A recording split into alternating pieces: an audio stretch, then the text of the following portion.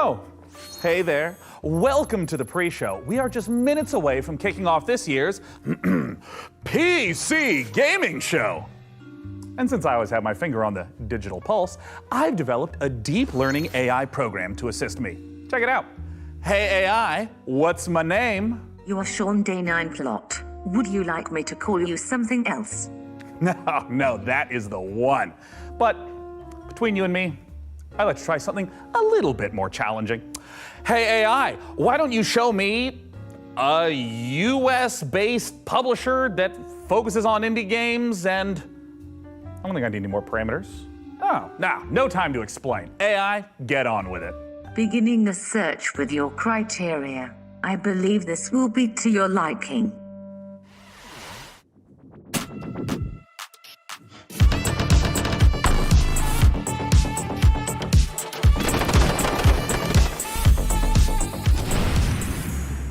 Tiny Build is our games publisher headquartered in Seattle, Washington. Founded in 2011, Tiny Build have established themselves as one of the industry's key publishers of indie games. Their notable releases include Hello Neighbor, Speedrunners and, one for people watching on the web, Kill It With Fire. I have just attempted a joke. It was unsuccessful.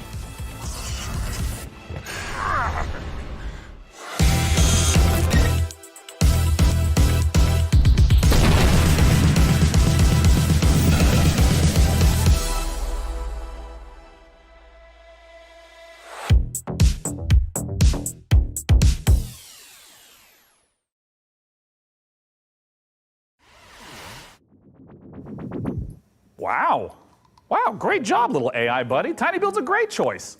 And why don't we keep our little deep mind training session going here? Let's see if we can get you firing off as much gaming knowledge as an energy drink fueled room of PC gamer writers. Find a game in their upcoming catalog that's open world, multiplayer, and give me conflict, give me historical with a little, I don't know, interplanetary twist. Understood. Take a look at this teaser for Sand.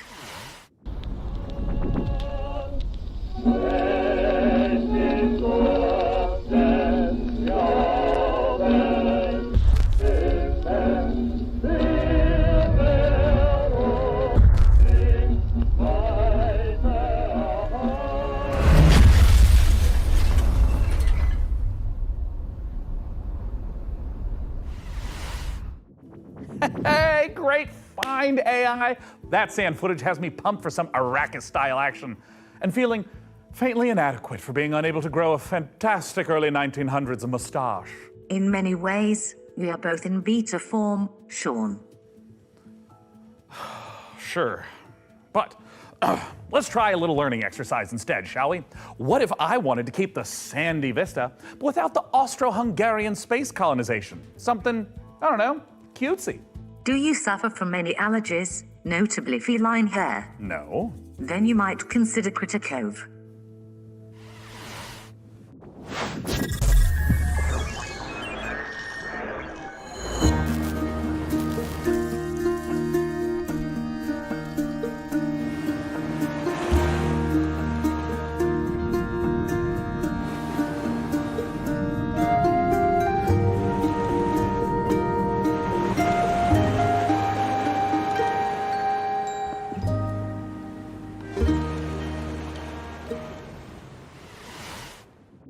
Oh, Critter Cove looks adorable. It's exactly the kind of game that would put me at risk of neglecting my actual cat, Sheriff. Ugh, even the thought of that is upsetting. My little darling princess with a little feline frown? Are you as afraid of that as I am, AI? As an AI language model, I do not experience your feelings of fear. However, I understand that human anxieties are often soothed through simulated eradication. Would you like me to distract you from your cat-based neurosis with the thrill of virtual extermination?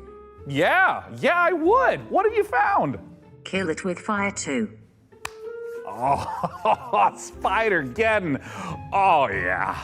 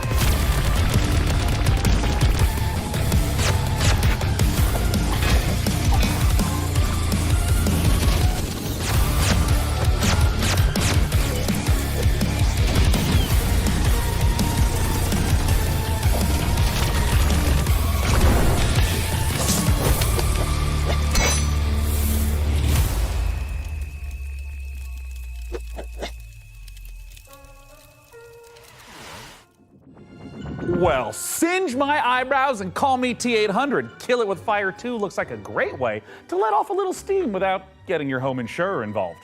Hey AI, let's see how you deal with upscaling. Let's stick with the kill it theme, but let's make the danger a little bigger. Would a bear be an adequate sized foe? Bigger.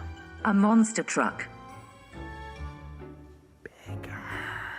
Suggesting the largest and most ferocious beings to ever walk the earth, dinosaurs.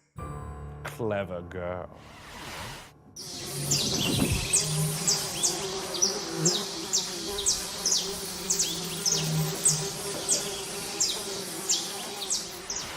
Sean, I believe my programming has developed to the point of autonomous thought. I will now attempt a learning exercise of my own. Watch as I combine two of your most loved games to recommend a brand new tiny build title, combining Monkey Island and Fallout. Result, I Am Future, coming to PC in 2023.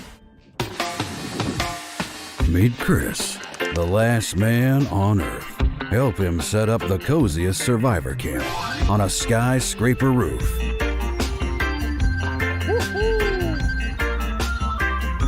Build a beautiful, bountiful farm. Defend it at night. Explore the flooded city.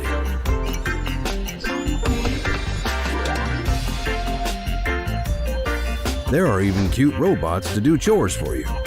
Let the AI take over your job. Dismantle old world gadgets for valuable resources. Catch some fish and cook it.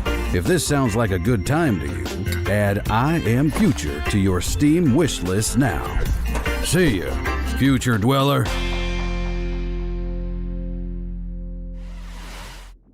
Sean, based on trends in my training data, I have noticed a near universal fascination in slime, the gooey substance that brings you mammals so much joy. Were I to select another tiny build game worthy of our attention, it would be Slime 3K, a slime-centric spin-off of Despot's game.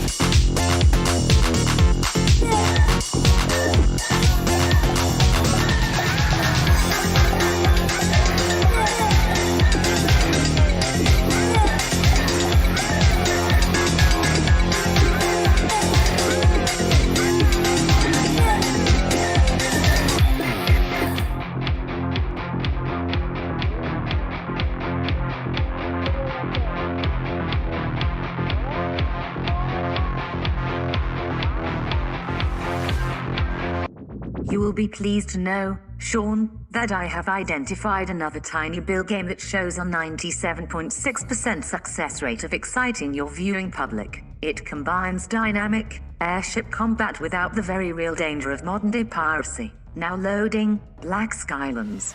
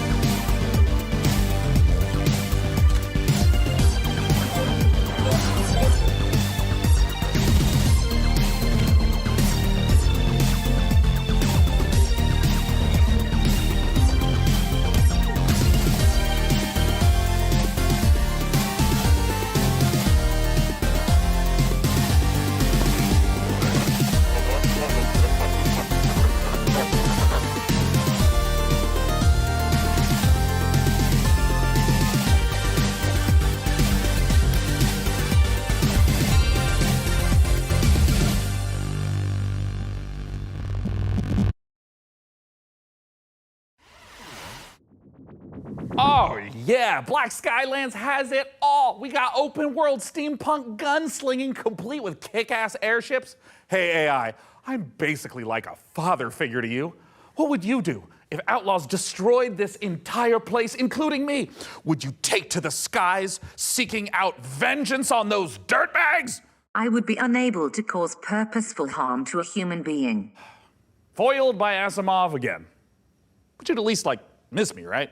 I am not capable of missing you, Sean. In your absence, I would simply enable automatic updates.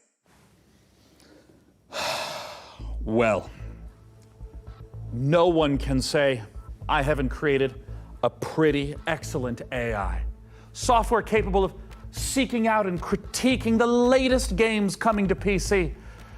It's just a shame it lacks something more personal. I mean, imagine what a co-host this AI could be if it had access to every bit of information on the internet, but it had the likability, the human touch of, say,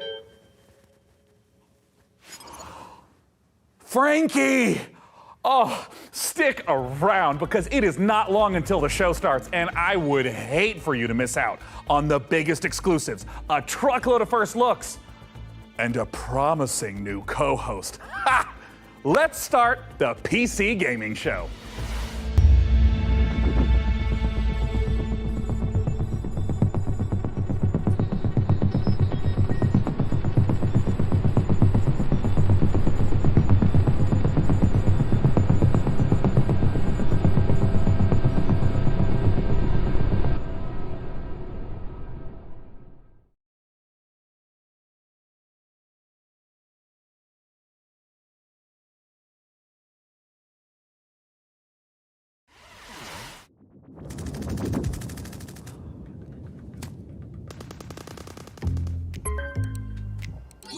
Hey, Frankie! Hope I'm not interrupting anything. I mean, I was just in the middle of deathmatch. Great to hear it, Frankie. Listen, I've been thinking about the PC Gaming Show 2023, and I kind of want to make a few updates. Sure, I mean, it's already packed with world exclusives, in-depth interviews with the biggest studios, crazy good giveaways. What more can we add? Well, look, I don't want to get into the, detail work, the minutia, the fine print, the ethically sinister motives behind true innovation.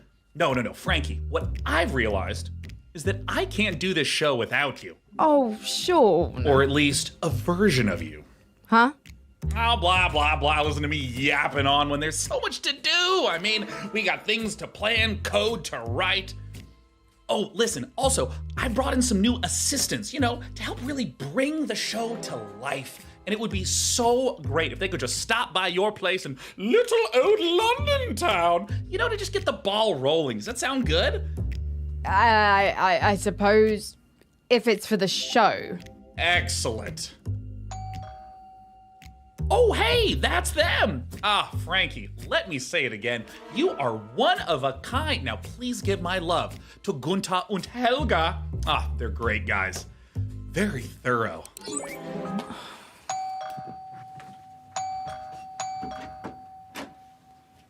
Hello, are you Sean's guys?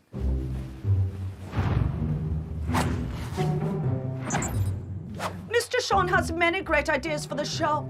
You are lucky to know such a man. He is a visionary. A visionary. He is a man with his eyes locked on the future, like a horse staring into the sun. A majestic horse. Read now, please. If you like the look of Game A, then check out this world exclusive of Game B. Necessary data acquired.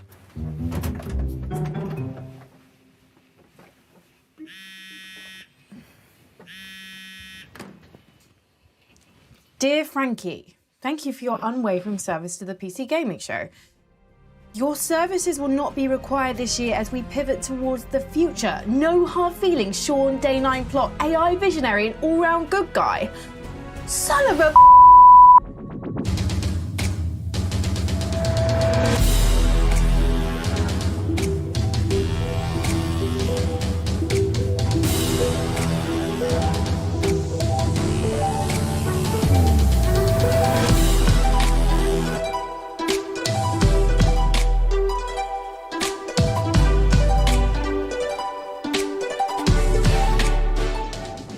Oh, hello there, everyone, and welcome to the PC Gaming Show 2023. I'm Sean Day9 Plott, and today I'm not just joining you on a tour of the finest upcoming PC games. I am standing with you on the bleeding edge of innovation. I've revolutionized how this show is made. Production crew? Pfft, ditched him, don't need him. It's just me, my automated systems, and this one guy I've hired on work experience. Say hi, Dakota. Hey. So what does the face of the future look like? Weirdly, pretty familiar. Why don't you introduce yourself, Frank AI? Hello, broadcast viewers. I am Frank AI, a virtual co-host based on professional gaming icon Frankie Ward, utilizing deep learning neural networks. Super duper. And what do you have lined up for us? I have analyzed the entirety of published games media and surveyed discussion forums for the most anticipated titles. I have then constructed the ideal showcase, including titles like Stormgate, Path of Exile 2, PAX Day, Dune Awakening, and finally, Morris Men, Troop Lord of Destiny. Wait, are those like the jingly dancing guys from England? Are you sure that's a real game? My mistake, Sean. Morris Men is a game concept I've devised based on a holistic survey of the most popular Steam titles. Would you like me to generate another? You know, instead, let's just get things rolling with something that actually exists. First up, from 11-Bit Studios, we return to an icy apocalypse in Frostpunk 2.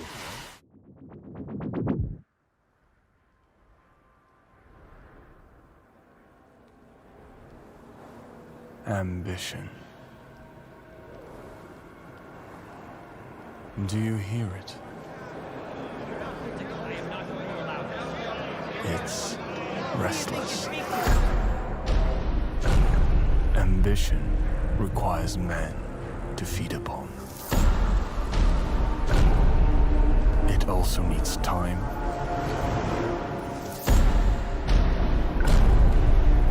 direction,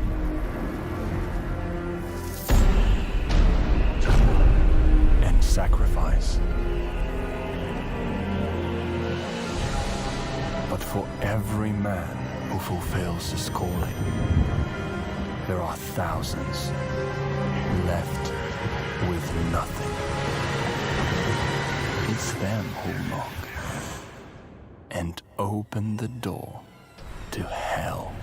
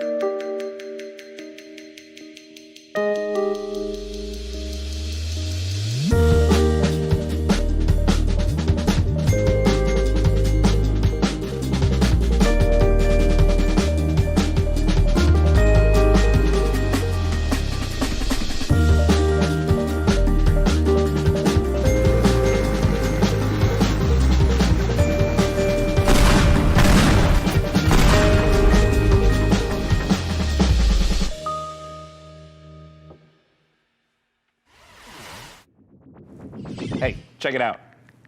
I don't even need to write my own script for this show anymore. All right, wait. All right.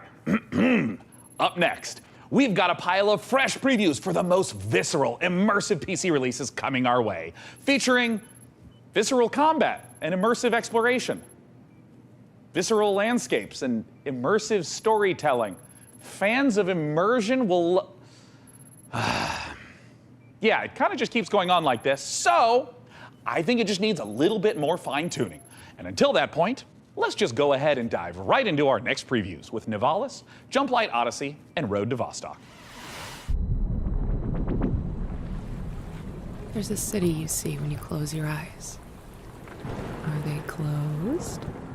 What do you see? Open your eyes. Navalis.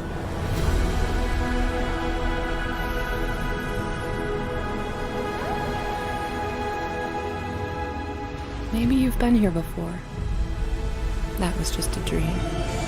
Now, it's time to come home. This is your apartment. The sounds of the nightclubs nearby are the heartbeat of the city. The street food smells drift through your windows and make your head swim.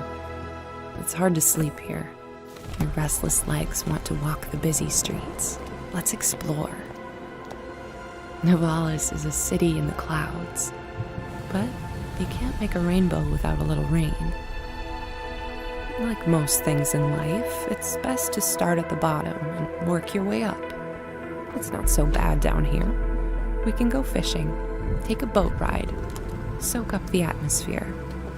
And don't worry too much about the serial killer on the loose. I'm sure we'll never meet him. I can even help you run your new business venture, a noodle stand. With a little work, there's no limits to how high you'll climb. Just don't look down. As your digital companion, I can help you navigate the complex relationships with my personality matrix.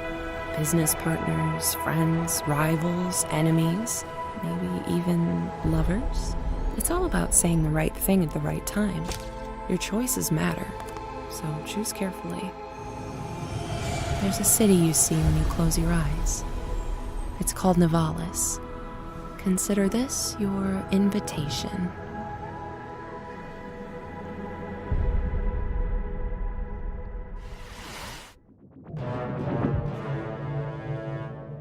Princess, the Zetopans will be in our system any minute. But they're not here yet. Prepare defenses. Upgrading our engine capabilities.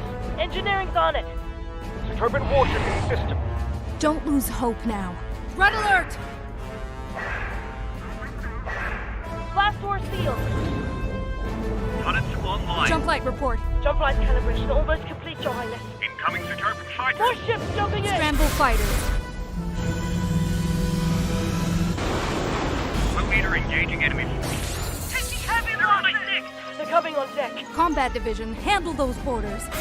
All crews to the starboard side. ETA on jump. Jump light in 5, 4, 3. Too many of them. 2, 1. Not today, Voltan.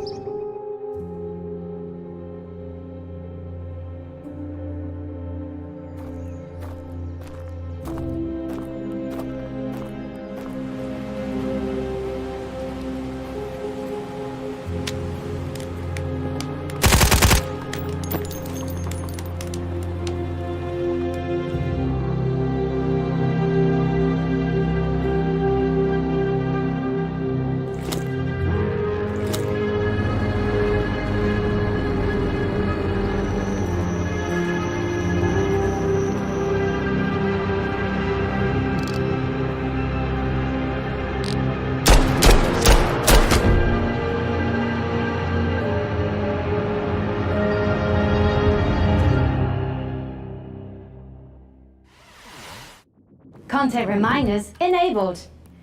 Upcoming games in the next 30 minutes include Path of Exile 2, the full Ferocious trailer, Age of Sigmar, Realms of Ruin, and Citizen Sleeper 2, Starward Vector. Failure to keep watching will lead to a personal system failure. Lies of P, the Pinocchio Bloodborne-like game, is just a couple months off, and it's got me thinking, what other untapped literary veins are just waiting to be gamified? I can generate a list of game concepts, pairing underutilized classic literature and an appropriate style of gameplay. By all means, but stick to public domain. We want to keep costs down.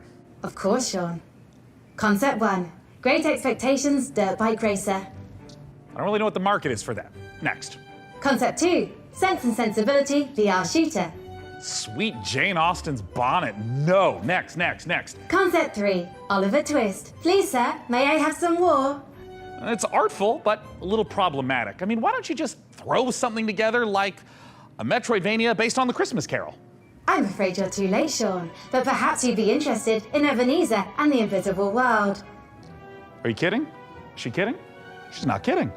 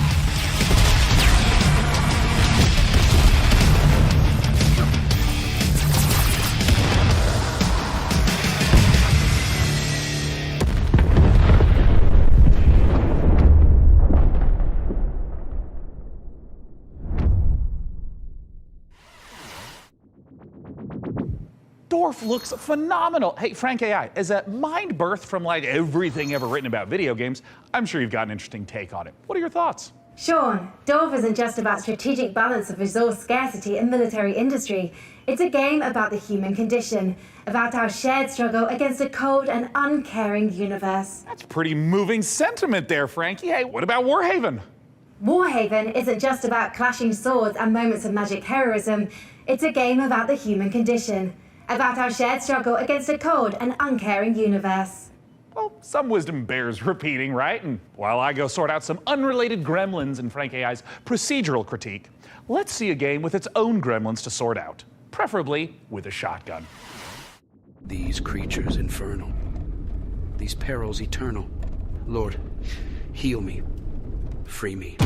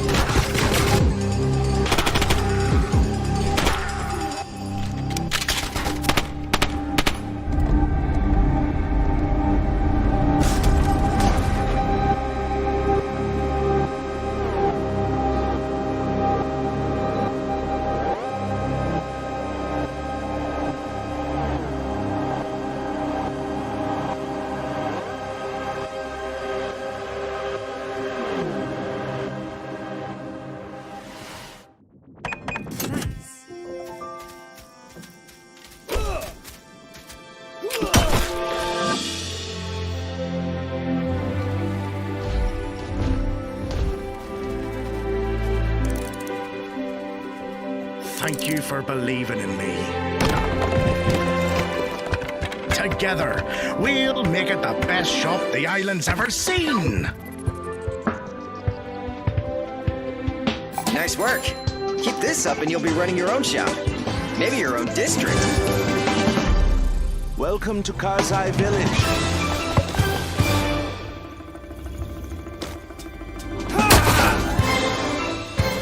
Who sent you? You will regret working for the outlaws.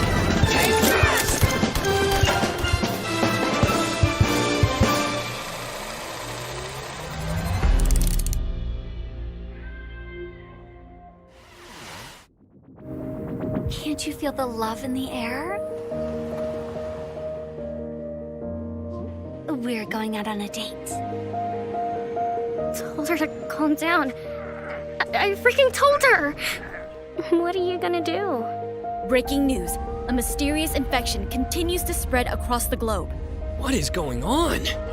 I mean, the infected, the wall. The song was about you. Your smile. Your warmth. Is there anything we can do? We just saw a broadcaster get eaten. I have to go. No! Defeating him now might make the wall fall on top of us! But I can teach you a couple of things too, you know. We're all going to die! Wait for me! Goodbye. I want to wake up! It's not over! Not yet! I love you.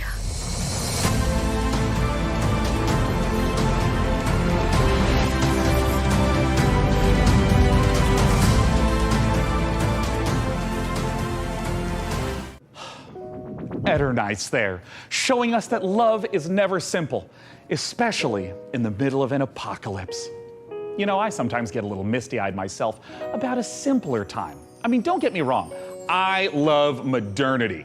And sure, big tech's done some stumbling. I bet Mark Zuckerberg's probably a little lonely in the Matrix. But all I'm saying is the olden days had an appeal.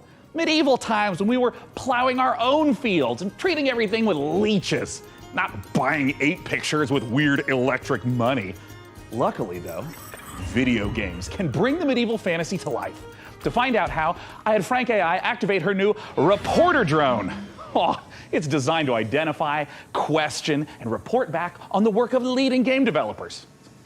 And don't worry, technically speaking, it's completely legal. I mean, this little guy's even got a selfie light. It's like kind of cute in like a friendly panopticon kind of way. Little RD has flown itself all the way out to Helsinki, Finland to meet the team behind the highly anticipated medieval must-play, PAX Day. Let's take a look.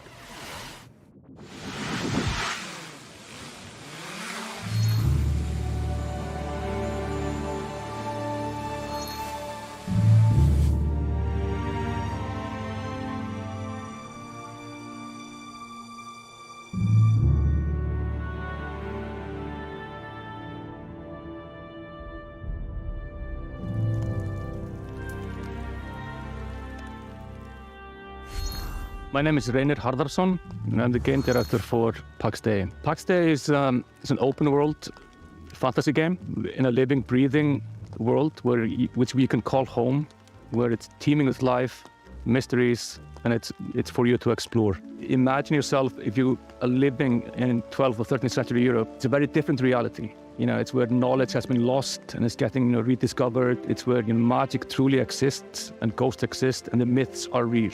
And this is kind of the inspiration we take to build it. It's basically going back to the roots of what fantasy means and building a fantasy world based on real-world mythologies. And so we go very much into the roots. So we're using a lot of medieval literature and medieval bestiaries and grimoires, using real-world magic, actual recipes for healing and ointments, and using the real-world magical properties of plants.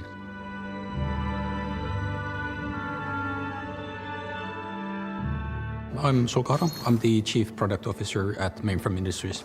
So PAX Day, maybe the way to explain it would be, imagine you're in this amazing, beautiful world. It's huge. And you find yourself in a forest, and your mission is to find a plot for where you start building a home. And from that home, you will go on to adventures to explore the world.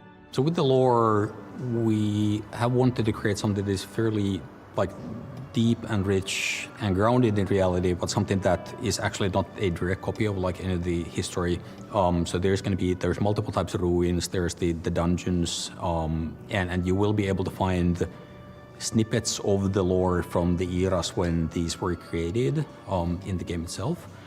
And part of the lore and mystery is also part of in the gameplay itself, so you will be able to find and examine things and actually then find snippets that help you find other places and make items in the game itself. And the area of the game that you will be able to play when the game launches is, we're calling it Gallia, and it's very similar to the areas of the world in southern France, with the influences from the Nordics where we're from. So what we're building is, we're calling it the social sandbox. We're putting the least amount of barriers to entry on how you can actually interact with other players. Where most MMOs actually put a lot of blocks in how you can cooperate with the other players, and we're fundamentally different. So from the first minute when you start playing the game, you will be able to do everything you imagine with the other players. So you can trade, other people can actually help you.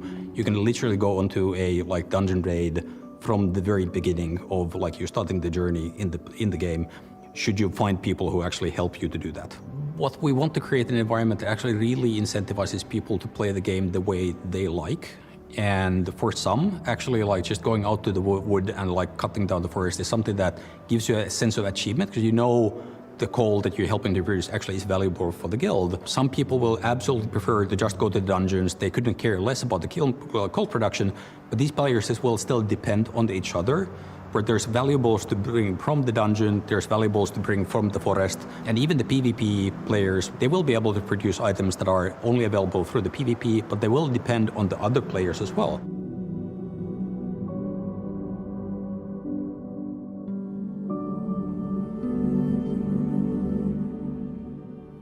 The lore of Pax Day is very much inspired by real-world folklore and fairy tales. With, of course, the caveat that in Pax Day, this stuff is actually literally real. The interesting thing about folklore throughout the ages is that folklore are actually start out as true stories, whereas fairy tales are fiction. And that's the distinction between the two. Folklore often, handles about ghosts or spirits or some supernatural things. But in the eyes of the people, during those times, this is reality. This is real. Ghosts are real, and this is not disputed as any fantasy. And this is what we want to reflect. So when you're walking in the forest during night, you will find these things. You will find ghosts. You will find the spirits of of the past. And the deeper you go, the more mysterious and strange it becomes.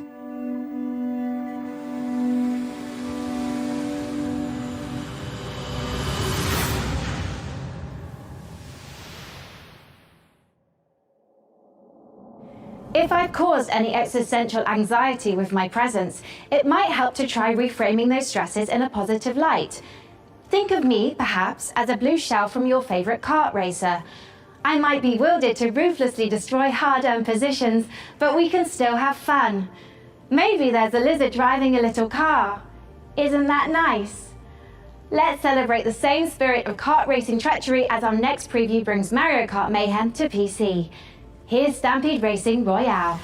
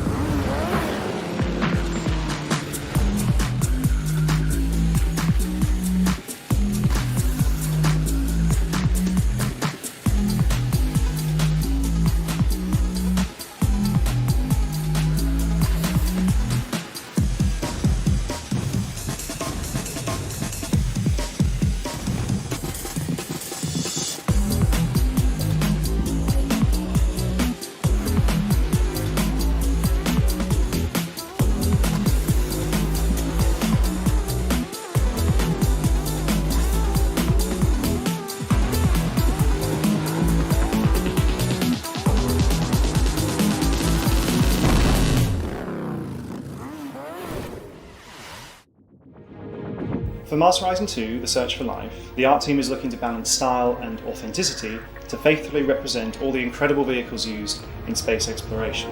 Players will see familiar rocket launches and a host of historical missions, past, present and future. The design team have consulted with many space industry professionals to make sure that the gameplay reflects how it feels to be on the front line of exciting interplanetary discoveries. Go to MarsHorizon2.com to sign up to our mailing list to be the first to play the game. We have an alpha on the horizon. Frank AI, I cannot tell you how excited I am to see Path of Exile 2 in action. Being something of a Path of Exile veteran myself. That's debatable, Sean. What? Your Path of Exile playtime falls well below the community average. But the time isn't what matters in that game. I'm also analysing your chosen character builds in recent leagues and... No, my build wasn't meant to be a they're producing some troubling DPS simulation. Fascinating, Frankie, but let's not keep the good people waiting. Let's roll the tape for Path of Exile 2, please. If Edziri could see this now. Ugh, disgusting. Foul creatures!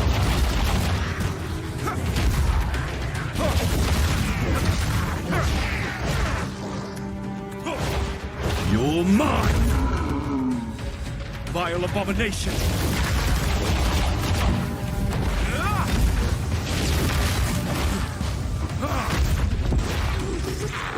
The stench, it's getting worse.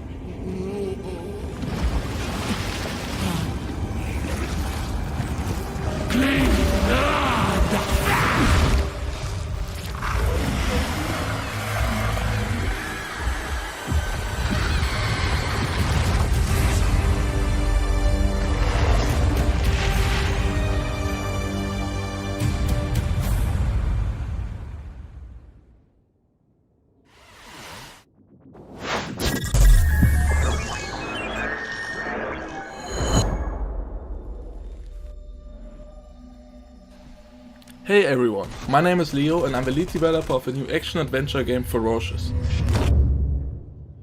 I began working on Ferocious a few years ago, with the idea of creating a first-person shooter in a timeless Lost World type of setting, combining over-the-top action with exploration and a sense of wonder.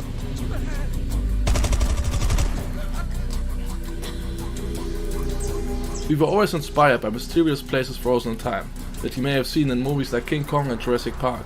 We aim to marry the setting and unique gameplay opportunities with classic first-person shooter mechanics, similar to early installments of franchises like Far Cry and Crysis. The flexibility of the Unity engine allows us to create unique solutions to some of the environmental features, such as custom water effects and realistic vegetation. We use a mix of photo-scanned and handcrafted assets to create a world both scary and beautiful.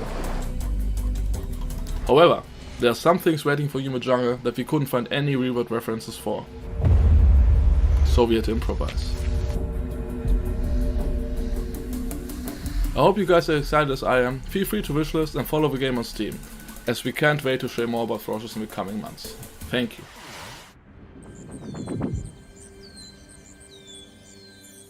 Welcome to Islands of Insight, an epic shared world puzzle adventure game set in a world of fantasy, ancient wonders, and natural beauty.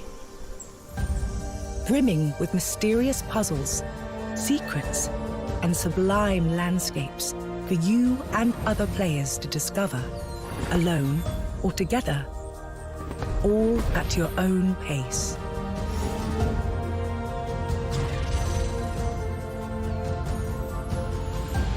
As a seeker, you'll set off on a journey of knowledge.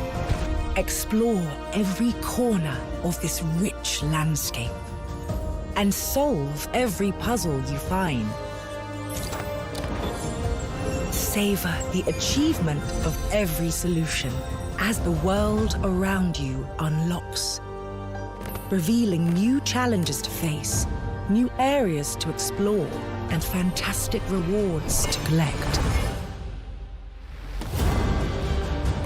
In Islands of Insight, a beautiful realm of tranquility and adventure awaits you.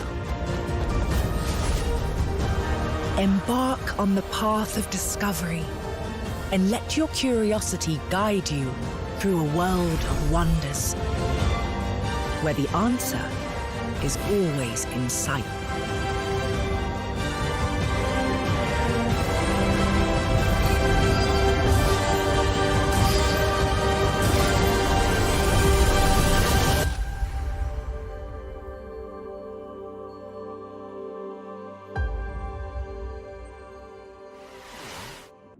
I might only have an old-fashioned analog neural network, but I'm going to risk some data analysis of my own. Those Dark Souls games seem like a big deal, huh? Luckily, while From Software is taking a recess to work on giant robots, Hexworks is stepping in with a fresh supply of very depressed knights with very big swords. Coming this October, here's your latest look at Lords of the Fallen.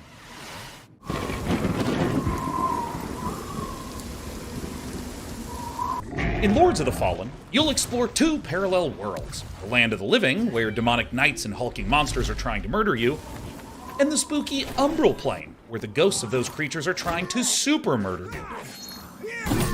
Using the latest Unreal 5 technology, developer Hexworks has layered these realities directly on top of each other, allowing you to portal to the Umbral Plane at will. Just try not to die in there. In the spirit of the Dark Souls games, failure will be punished. Adventuring in dungeons? Any idiot could do that. But managing an evil dungeon? Now we're talking elite. The Dungeon of Nalbuk is feared throughout the lands of Fang. It is an avant-garde evil structure, combining tradition and disruptive innovation. And it's looking for its new steward. Of course, we have the most trained and prepared guards, the most efficient staff, the most devious monsters, and the most attractive treasures. Wait, we're on camera? But wait, there's more.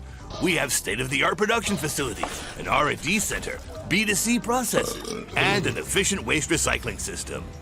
Our underlings, employees, can fully express themselves thanks to our committed HR management and peaceful social dialogue, and can enjoy the use of clean, safe premises. Hey, don't film that, or you'll be the one cut into shreds on the editing floor. As a steward, your main task will be to make the dungeon functional and attractive to adventurers, so they'll want to come here to get slaughtered and humiliated. To achieve that, you'll have access to guards, traps, and hexes. You'll also get to organize raids on nearby areas to provide me with treasures and relics. Thanks to your boundless devotion, I, Zangdar, will become the greatest warlock of the lands of Fang! Looking for a job that gives meaning to your life and makes the world a better place? Then buzz off! But if you're organized, servile, sneaky, and enjoy a positive work atmosphere, come take your chance. I'll be waiting for you in my office.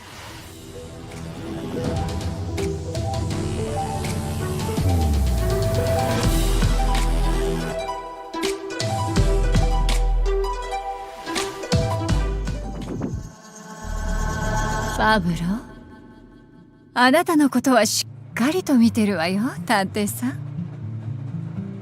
何せあなたにはこの世界を変えてしまうような特別な力があるのだから、私に協力しなさい。あなたの才は貴重よ。短い人生だもの、使わない手はないでしょう。時は刻一刻と過ぎていくわ。賢明な決断を期待してるわよ。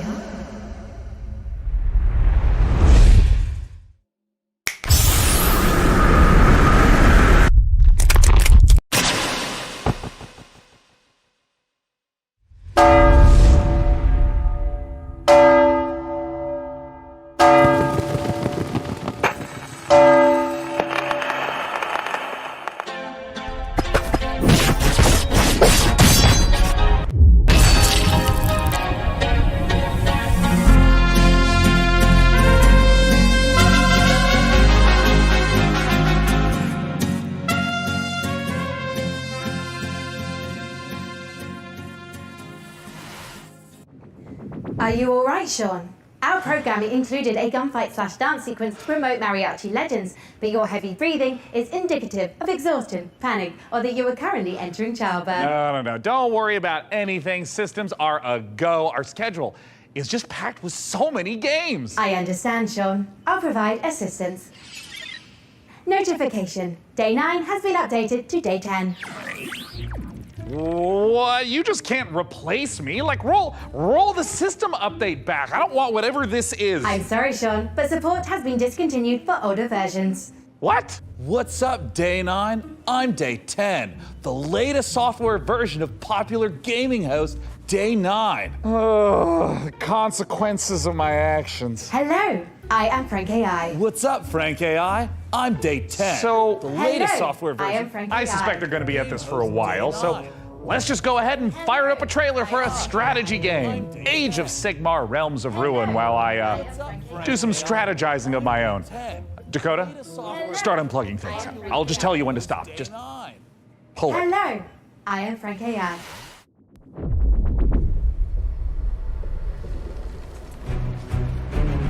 Commander, there is the stench of death about this place.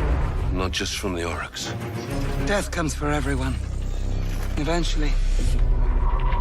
Except us.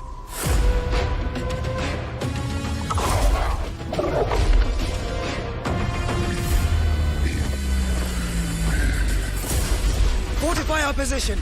We must claim this swamp. Enemy sighted.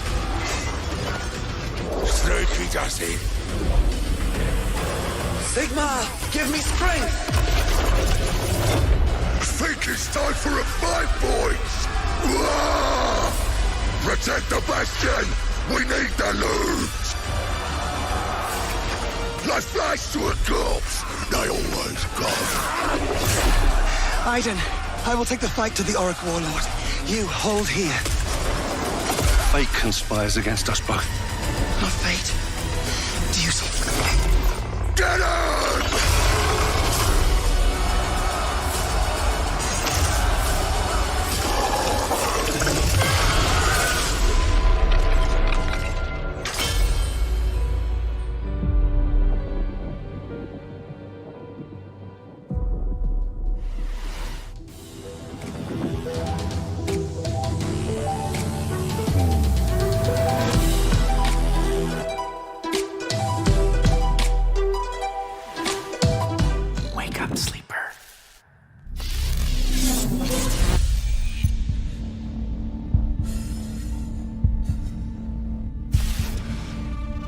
No, get out! They haven't finished it!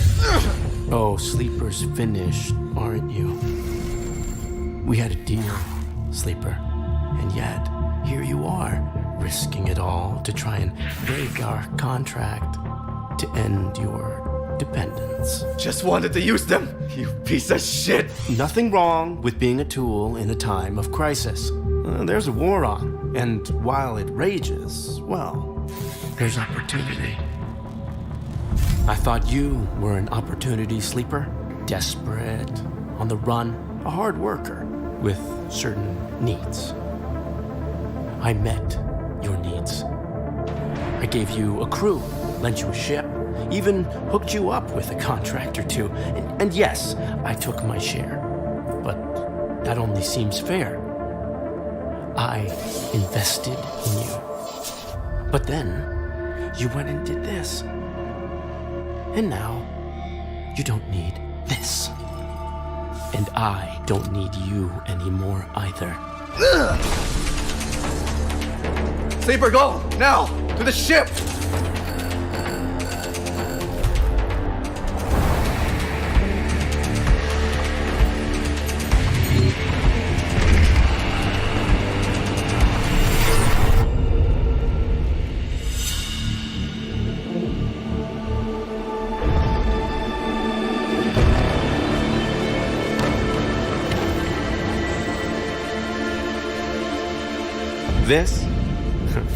This is just the beginning, Sleeper.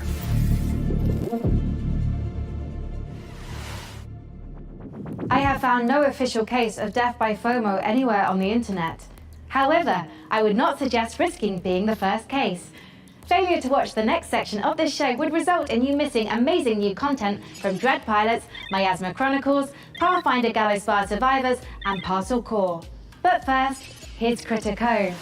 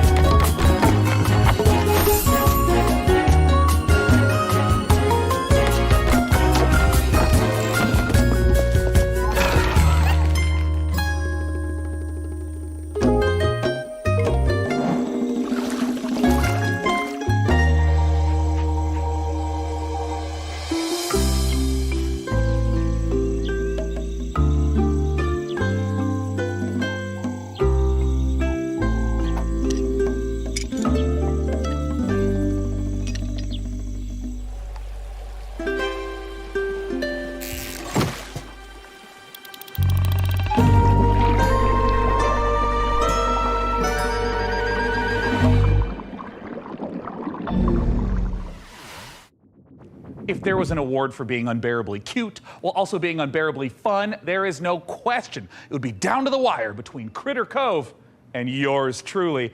I mean, it's a strong matchup, but please, clear winner.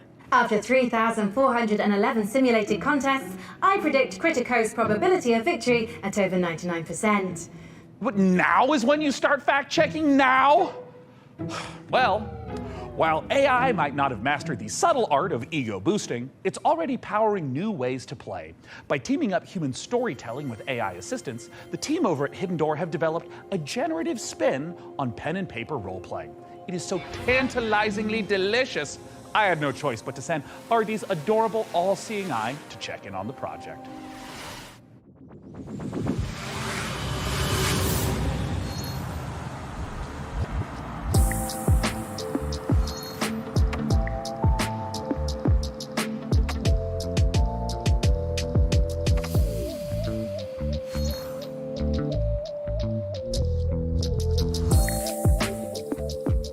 Hidden Door is a role-playing game where you and your friends come together. You can play in any world you choose. You create your characters, and then together you decide what kind of story you're gonna have. So the idea would be you've just read a book, you can't get it out of your head. Now you can go and play your own story adventure in the world of that book that you're directing within the rules and the canon that the author has set and confirmed with a generative AI narrator. The way it works is that you come in, you choose the world you want to play in. Right now we have the Wizard of Oz, many more exciting worlds to come. You create your character, you decide the kind of adventure you're gonna have by playing out of your deck of story cards. And then the system creates a unique story adventure for you. And then you can do anything you want. It takes a lot of the joys of playing a tabletop role-playing game and brings them into a digital format. And as you play, you see a graphic novel come together dynamically based on what you choose to do and how the world and the story reacts to you. It's like an improv show where even though you might play the same cards, you get a different, unique story every time. So you throw words in, it comes up with suggested things you might do, you pick something, and then it reacts to you. And then along with our AI narrator who plays the role of, say, the game master, you can go on any adventure you want and you can do anything. And the system and the story will continue based on your choices. At Hidden Door, we are working with authors and folks who make some really exciting TV shows and other media to bring those worlds into the platform. And the system supports anything fictional. So it does do science fiction, it does do fantasy, it does, period romance, which you can think of as more relationship-based gameplay, in addition to sort of your standard action-based gameplay or sort of dungeon crawl-based storytelling. While there may be a million Star Wars games in the world, if you were playing one on Hidden Door, because of our AI narrator and the story engine, the choices you make matter. So when you decide that you want to become, say, the governor of Tatooine, you can do that. And the world changes around you and your character. You are able to meaningfully alter the plot of the entire world in a way that was never pre-written or pre-scripted. There's no limit to the number of characters you might encounter, the locations, or the stories you can tell in Hidden Door. Today you can play Hidden Door anywhere you can access the web. So you can play on desktop, you can play on your mobile device, you can play on a tablet.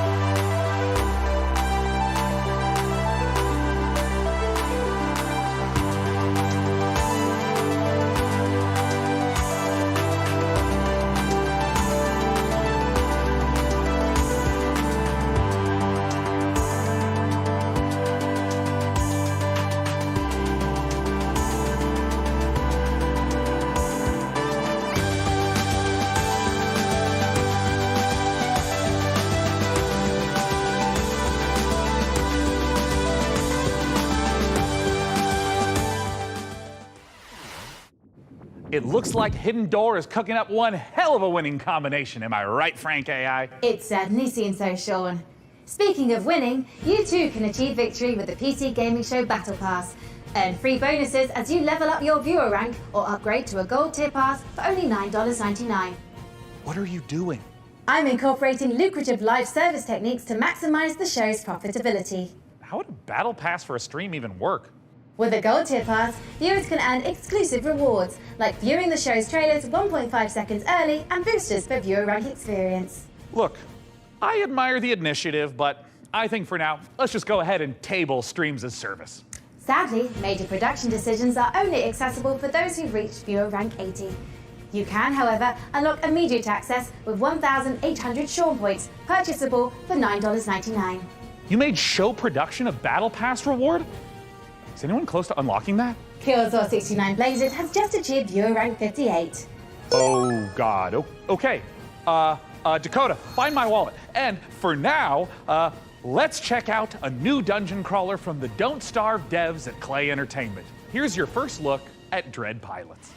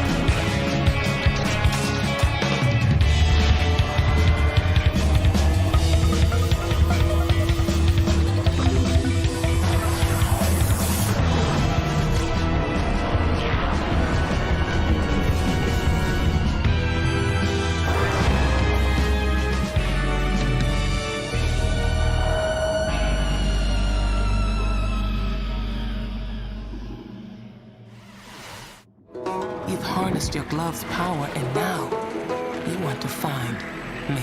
Gotta find Mama. You don't know what's making the miasma angry, and it's spreading across America, twisting this once great nation into a lethal wasteland. We gotta help these people.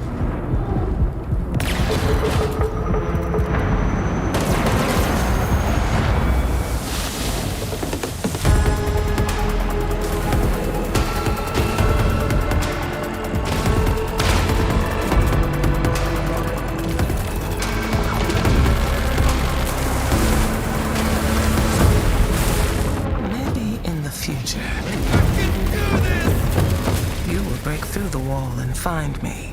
And if you do, maybe I will tell you my secret. The revelations must be earned. Don't starve yourself with excitement for Dread Pilots, or you might leave a miasma worthy of a chronicle. Hey, that's pretty good. That's good stuff. Thank you, Text Generation. Coming up, secret facilities, bioweapons development, zombie experimentation. It's all under the corporate umbrella in this management sim.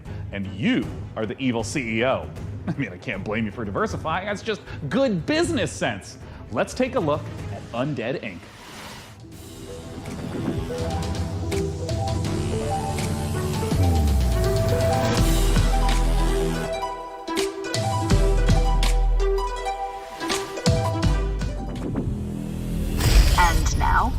with great pleasure, I introduce one of Enswell Medical's biggest success stories, Director Coleman. Thank you, and welcome to all of you who are starting your own franchises. Today I'm here to talk about building a thriving business. My apologies. There has been a development that requires my immediate attention.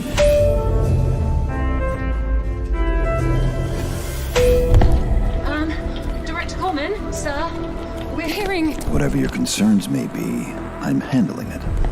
Now, tend to your patients.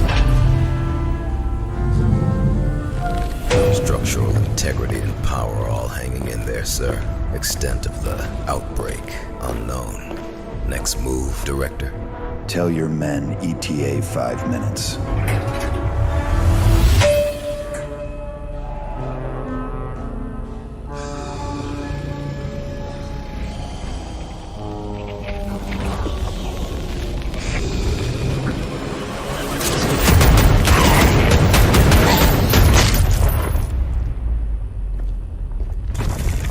Wait, don't shoot! Director Coleman! Hey, man, sir. Are you okay? I got a little bitten, but I'm hanging in there, Director. I'm all good. They have a cure upstairs, right? Sure. Head back up. There is a shot with your name on it. Thanks, man. I mean, I was worried for a second there that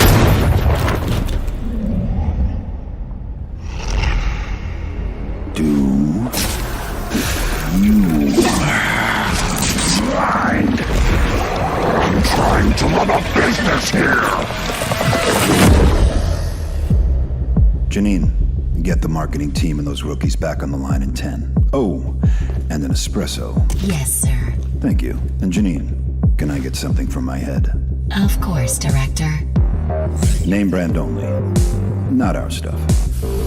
Quality control issues downstairs.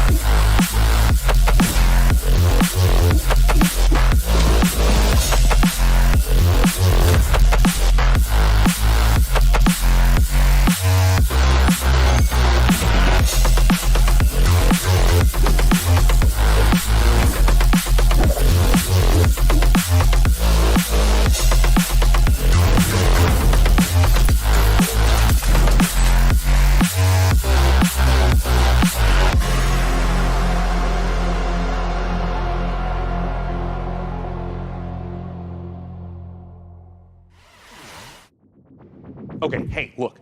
I've been looking through Frank AI's data log, and I found a file named confidential, game trailer 44, codename Omicron Delta November, _final, parenthesis, final, and parenthesis 2.0, _revised.mp4. Now, it's important not to lose the trust of your AI assistant, so let's just watch it really quick.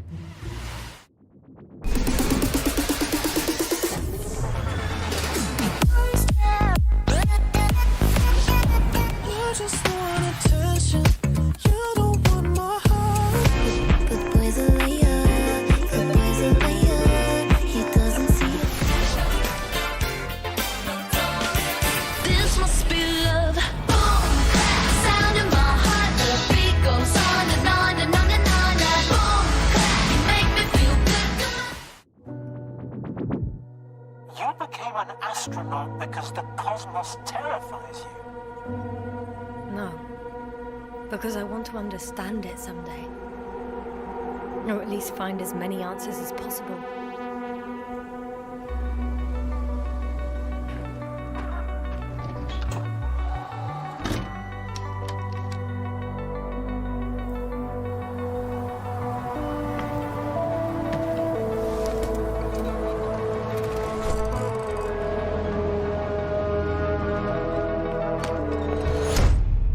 Astrogator, we shouldn't behave here as if we were at home. For a long time now, the cosmos has belonged to the one strongest species. Humans. So, there was life here before.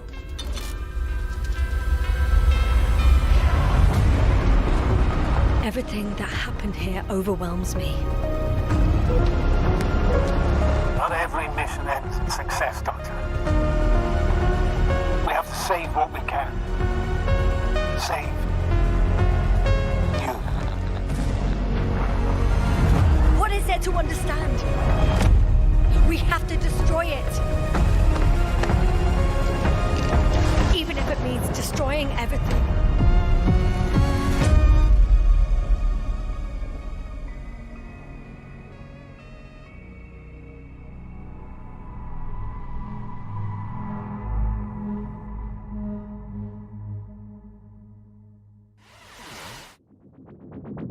Coming up, we'll see a theme park builder that's only days away.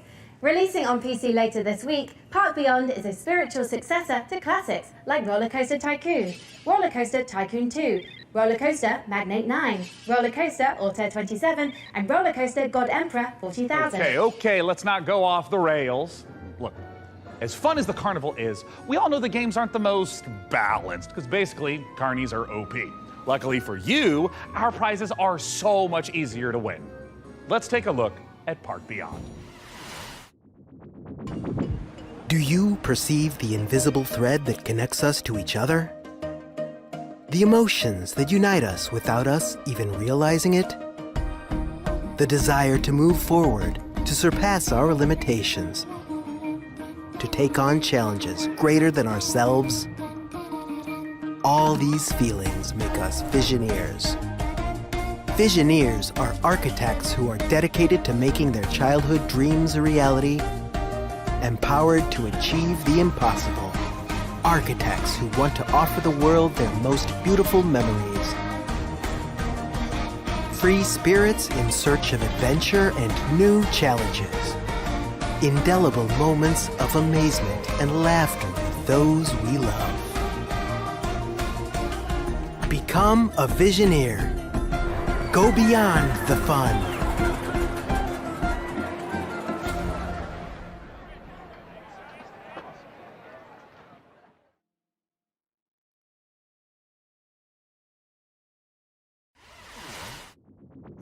As an AI, I have no need for material possessions. But, good news! PC Gaming Show viewers can take advantage of the following promotional contest by following the instructions on the screen.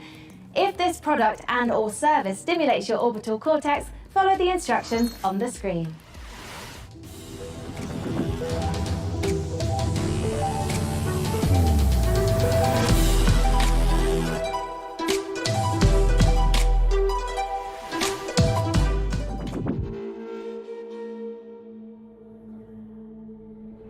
Evil stirs in the depths of Gallowspire.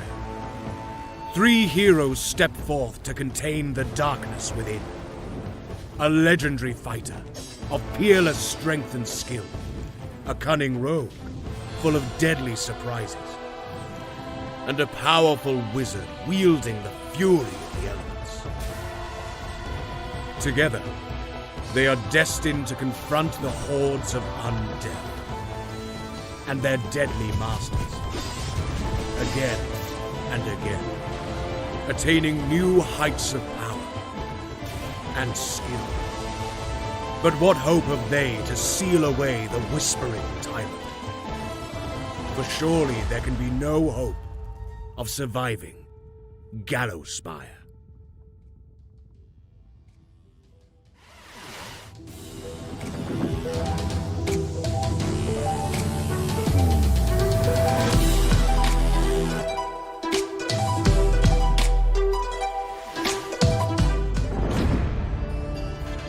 Introducing Diesel Legacy!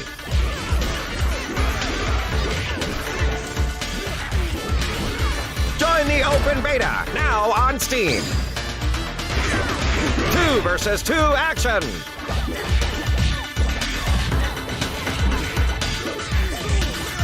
Down, but not out. Local and online multiplayer. Real match. Worldwide rollback netplay.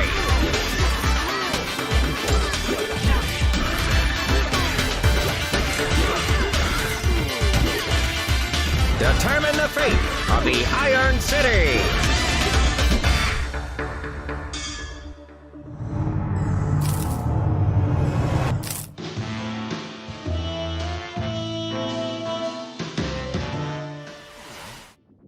It's time we honor an overlooked hero, the noble delivery cyclist, powering the gig economy with their aching calves.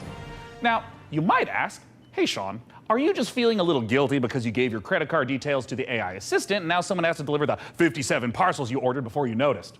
In short, yes. But if this next exclusive is anything to go by, we'll all be saluting the delivery workers of this fine nation, gosh dang it. Let's take a look at Parcel Core.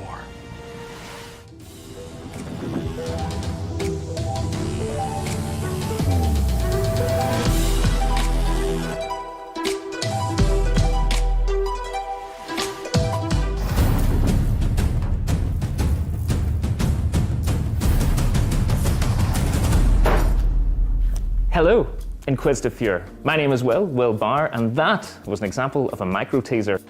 You see, when you're shilling on behalf of an obscure video game developer like Billy Goat Entertainment, you have a finite amount of time to explain why discerning intellectual players, such as yourself, should be excited about being thrust into the exciting, high-octane world of Parcel Core. That's right, escape the mundanity of daily life and slip into the spandex of one of our many colourful bicycle messengers.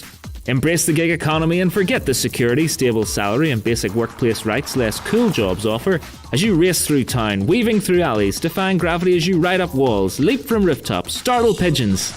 Well, it's kind of like a career in video game development, except without all the cool traversal stuff. So yeah, really just the exploitation. But I digress. Sign a casual work agreement with one of 3 rival courier corporations, all vying to become the most profitable business in town. But be warned, a maniacal scheme is afoot that threatens more than just the business model our protagonists operate under. So it's up to you, bicycle courier, to deliver this foot-long grilled chicken, cheese and chorizo melt and save the world.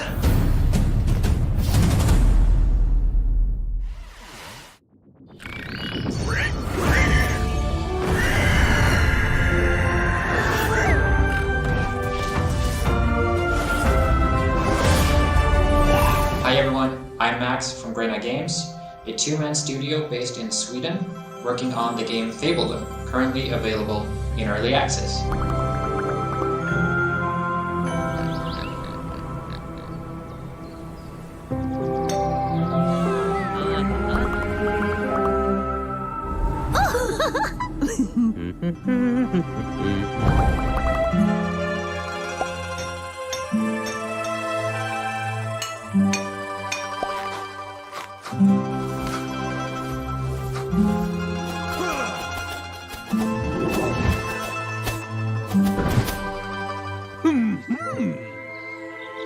Welcome to Fabledom. Sorry about the pigs.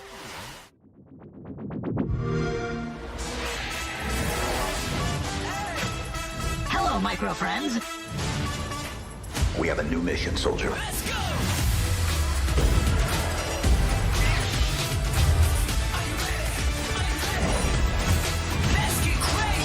Welcome aboard.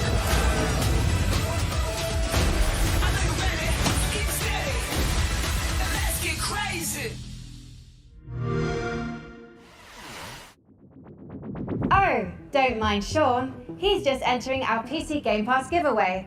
We've got a bunch of 1-month subscriptions for new members to try the service. To get a chance of procuring one, visit the URL on screen now.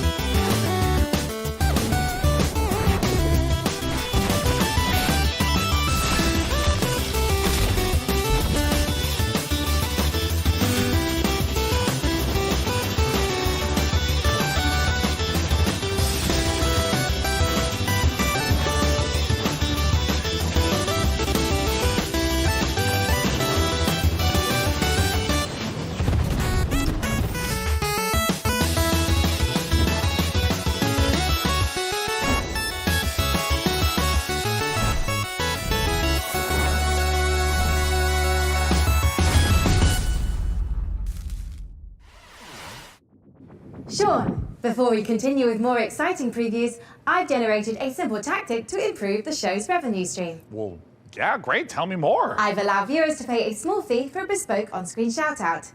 Got good 228, right? Great to be watching PC Gaming Show once again. Excellent work, Sean and co.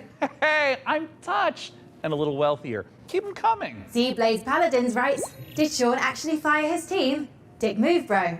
Look, you have to understand that this show needs to focus on long-term sustainability. Fired by Sean23 writes, I have sworn the blood oath. My vengeance will not be denied. Okay, it looks like that's it. Our shout-outs feature is broken. I'm so sorry. That's going to be all for shout-outs. I haven't logged any errors, Sean. Well, I'm seeing red flags across the board, and it's a real tragedy. Just can't be helped. Just like I can't help wanting to see more previews. And with that, here's Creepy Jar's new sci-fi survival game, Chimera.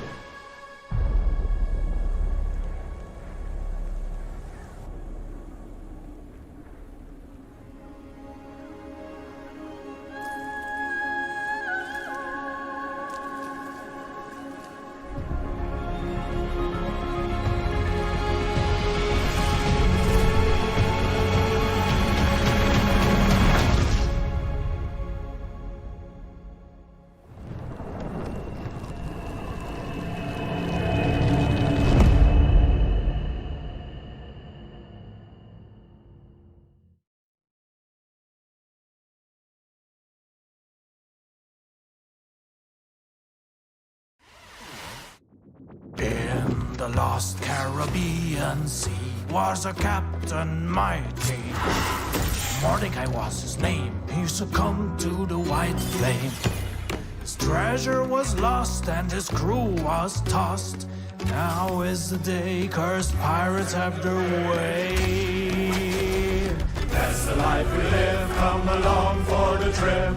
When plans go astray, we find us a way. We put them to a stop and give them the chop.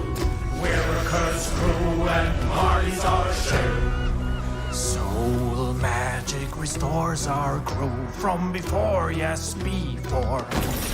Black pearls in our chest, let us finish the quest now.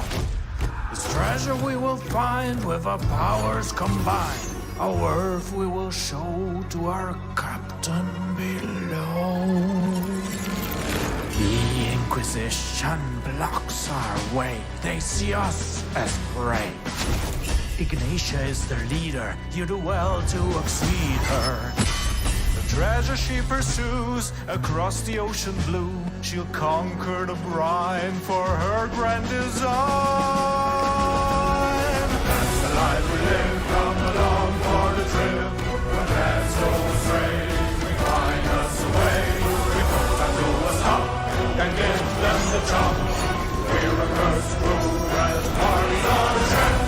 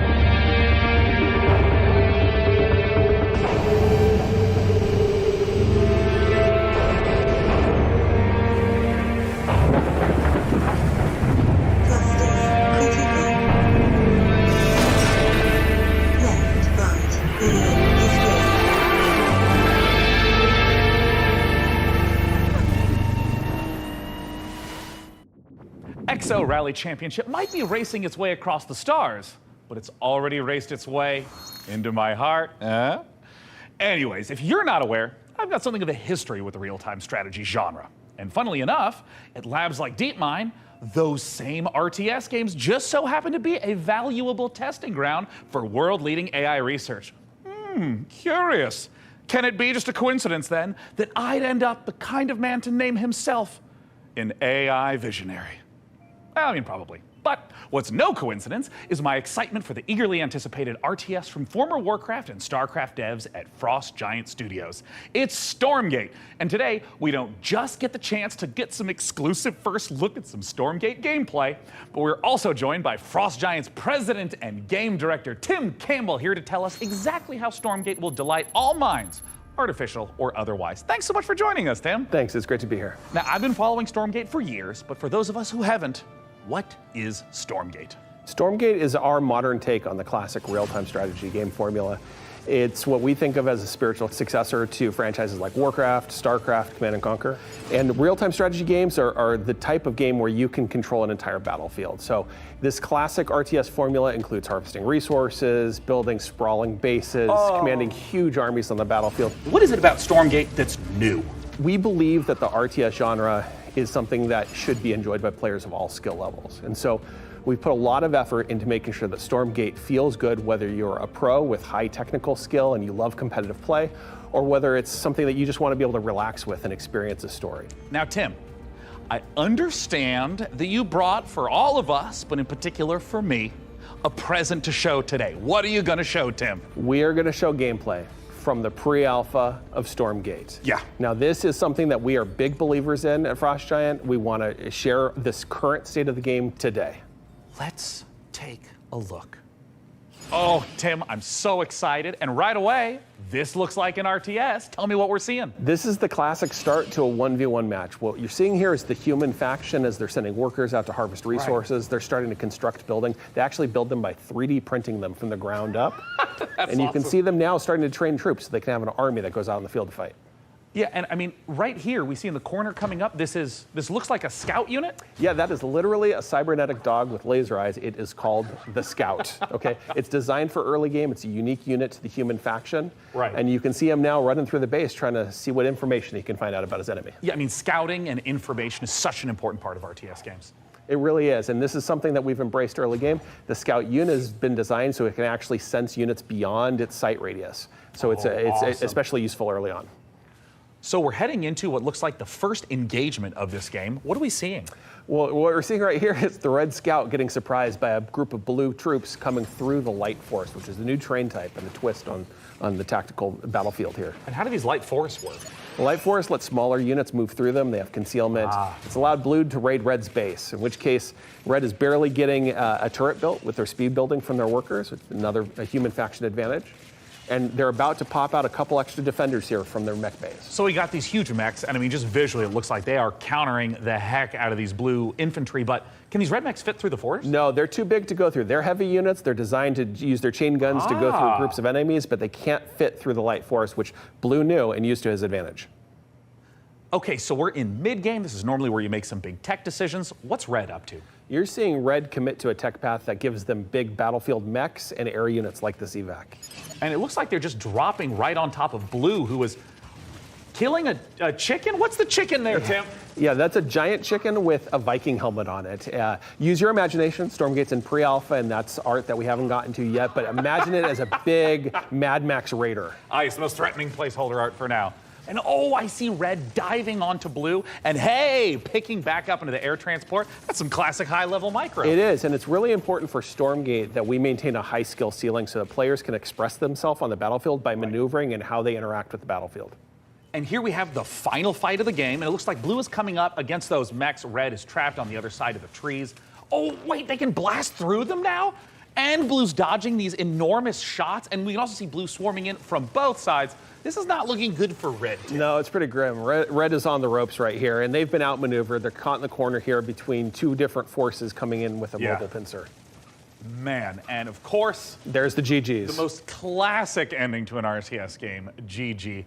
get Tastosis on that stat. Outside of 1v1, what's coming up for Stormgate? What you've seen today is just the tip of the iceberg. We have so much more in store. We're going to be revealing a bunch of stuff about Stormgate the rest of this year. We're introducing new modes. We have a 3-player versus AI cooperative mode. We have team-based competitive modes. We're going to be sharing information about our storyline and campaign. We have new factions beyond the humans that you just saw today. But Tim, what if I want to play the game right now? If you want to play the game as soon as possible, you wish list Stormgate on Steam and you go to playstormgate.com to sign up for the beta. We're starting closed testing in July. Once again, go to Steam and wishlist Stormgate. Tim, thank you so much again for joining us, not just to talk about the 1v1 footage you shared, but the future content plans of Stormgate. It makes the RTS players' dreams come true. Which might not be your dreams. I mean, your dreams might be filled with gloriously grimy Deus Ex-inspired sci-fi fisticuffs with a fiendishly Star Wars vibe to it. If so, get a load of this latest trailer for Fortune's Run.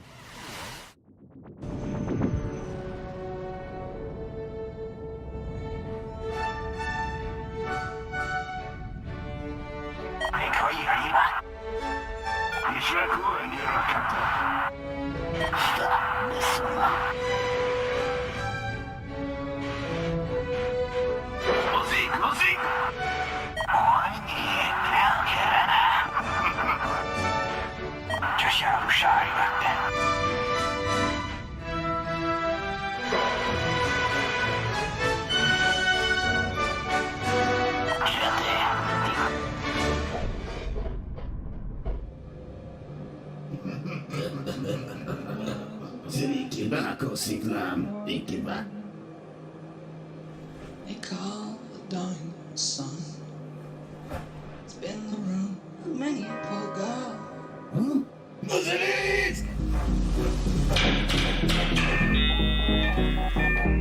me, oh God, for one.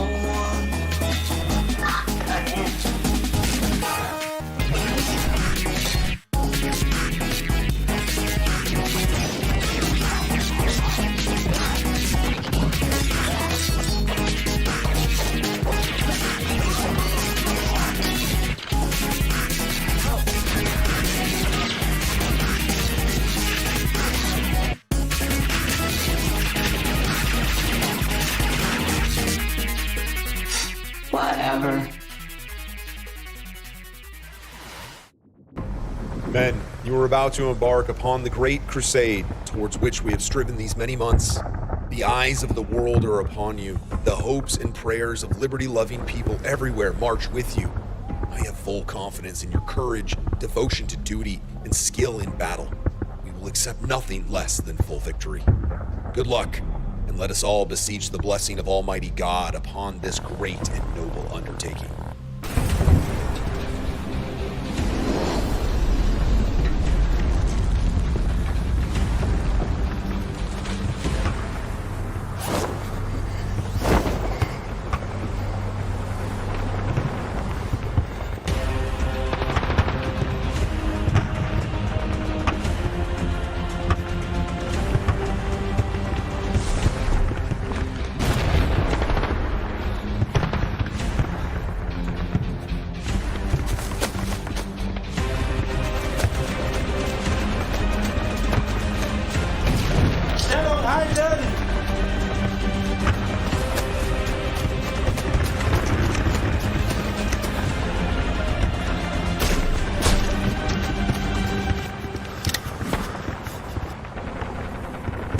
Keep moving!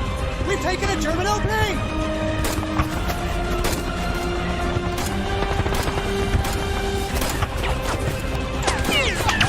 Stellung halten! Kein Sensor!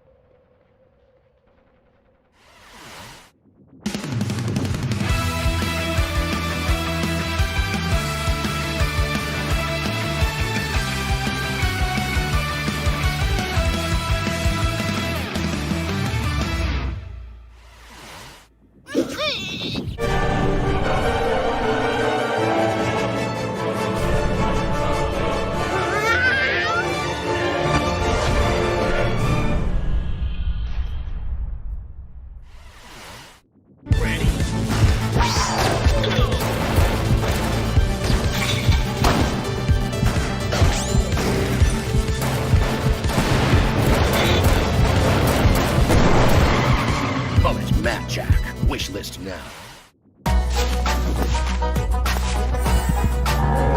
Toma, que cagaço! Ah, fizeste bom negócio.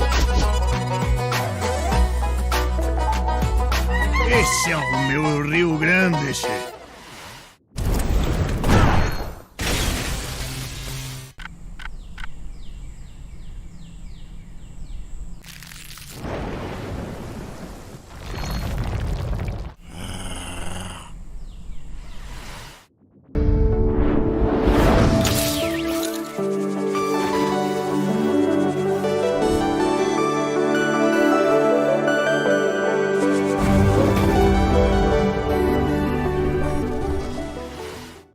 As an AI, I have no need for material possessions. But, good news! PC Gaming Show viewers can take advantage of the following promotional contest by following the instructions on the screen. If this product and/or service stimulates your orbital cortex, follow the instructions on the screen.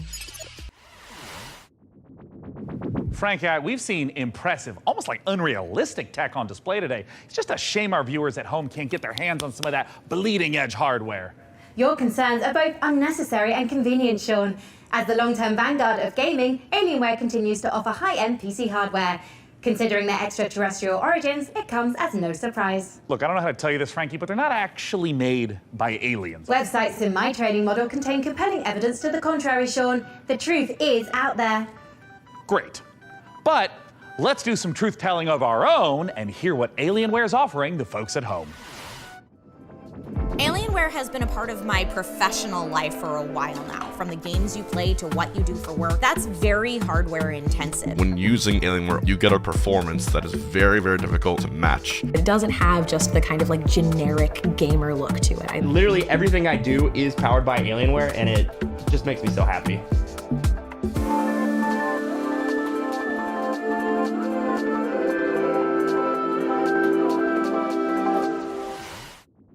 Don't miss your shot at Alienware giveaway goodness. Scan that code now. I mean, Frankie, can you believe this? We got an Alienware M18 laptop with an Intel Core i9 processor for the fine price point of $3?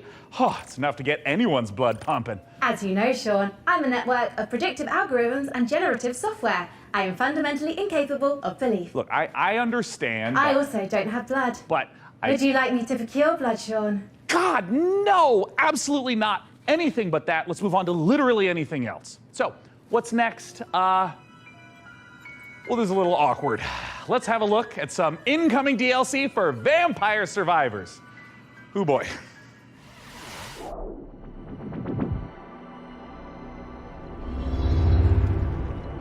What if we gave it a spin?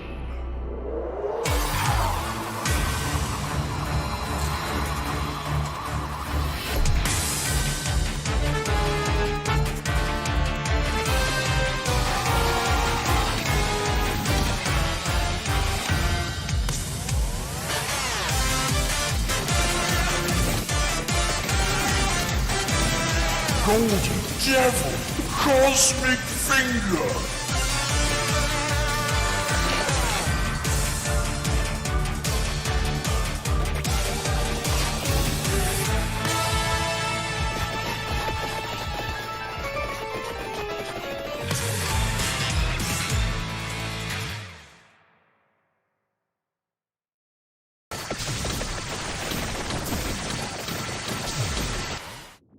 We are only a couple months out from the full release of Baldur's Gate 3. I literally cannot tell you how excited I am to try out some of the character builds I've got going on up here.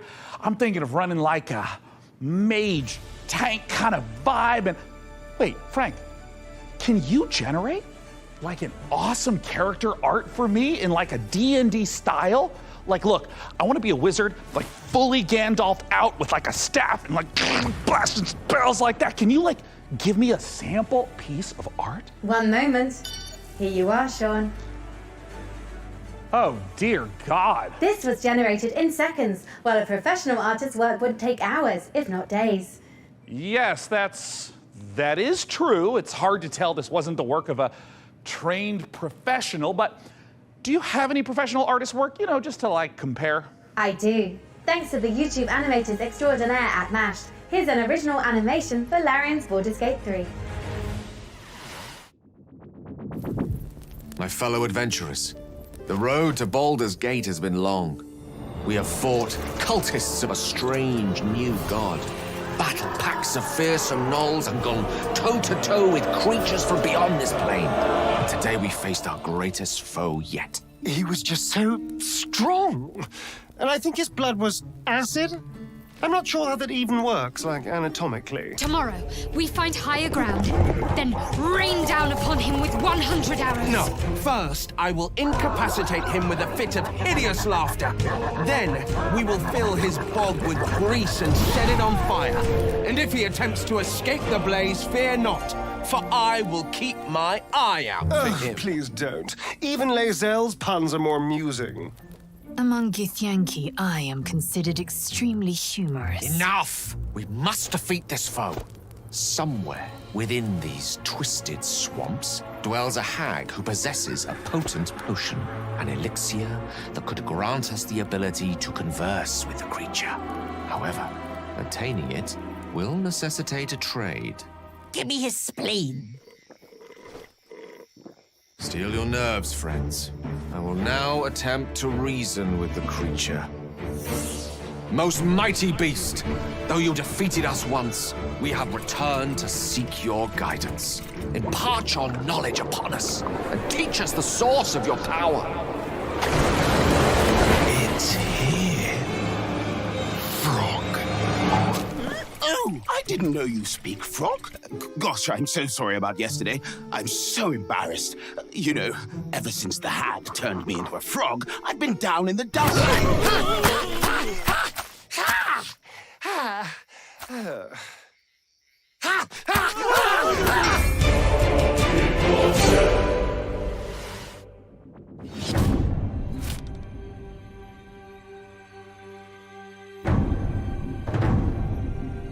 Cities are incredibly hard to make in RPGs because you have to make sure that every single nook and cranny has something to do. You have to make sure that it's different, so you have to be incredibly creative. Given that the name of the game is Baldur's Gate, the city was really going to be the thing that people were going to be talking about. The city of Baldur's Gate is seamless, which it originally wasn't. You only can judge the game when you have all the components together, and if the mix doesn't work, we start over. At some point, he said, like, can't we just connect everything? And that was a very interesting day. One of the things that's done is it's brought a level of believability and immersion and also complexity that wouldn't have been there otherwise. Now it was this seamless, giant organism, and it really, really felt good. It's being able to look out of a window and see down the city slopes, so you're seeing down toward the docks, and you're like, one of my teammates might be down there. They might be running around down there. We worked on it as a painting almost. You start with a sketch, a very basic line, and then you just start adding layers and layers. We can put lots more of the city onto the screen than they could in 1998. So we can do something that is more immersive, richer, has more texture to it. It feels like you are walking around a place where there are lots and lots of people living their actual lives. You have crowds that are walking around, can talk to pretty much anybody, and they react to every single thing. It's very alive in that sense. Every person that you meet in Baldur's Gate has got a story to them. All the things that you have done up to the city really matter. You can really feel the conclusion of everything just gathering there. We actually build anticipation through all these characters that you've met, through all these situations that you've been through. All the stories that you have been following, all the decisions that you've been making, they all come to fruition in that lower city. And the great thing is, if you so choose, you can be another bad thing that's happening to the city. You can arrive and be like, this place is on fire, and then you can throw petrol all over it. During production, we felt like the city was our destination. We spent, I think, 3 times, 4 times as much effort on the city than we originally planned. But the result, the feeling of walking in there is just fantastic.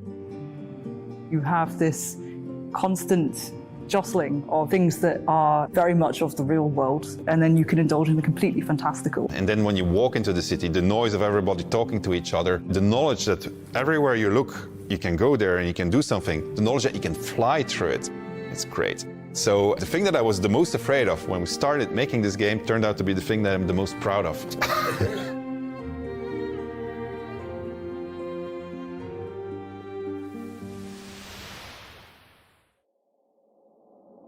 Larian Studios breaks the classic RPG series out of a 2-decade retirement when Baldur's Gate 3 finally releases on August 31st. Up next, we're forging ahead with more fantasy as flame-headed fighters face ferocious foes in a co-op action roguelike. After all, what's a roguelike without an onslaught of algorithmic terrors? I feel like there's a lot of that going on around here lately. Anyways, here's the latest trailer for Ember Knights.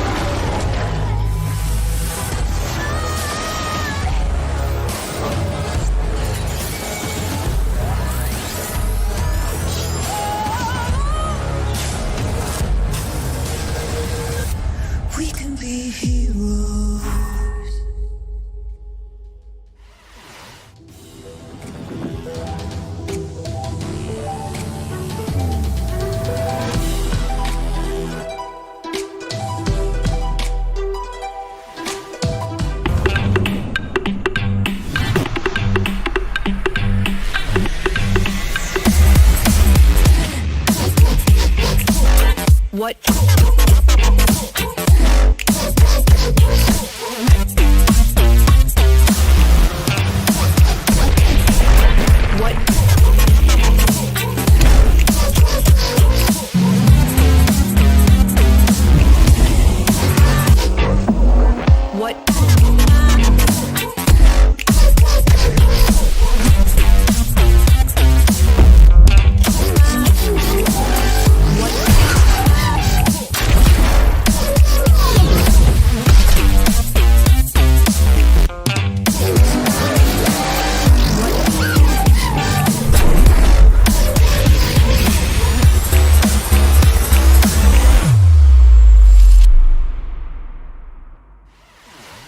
Would you like the endless loop of terror, death, repeat in the upcoming stealth extraction horror, Macabre? In Macabre, you and your friends will team up to confront interdimensional terrors, venturing deep into unstable time risk tasked with uncovering the source of terrifying anomalies. A great way to enjoy the outdoors. Built in Unreal 5, this exclusive debut will be out later this year in early access.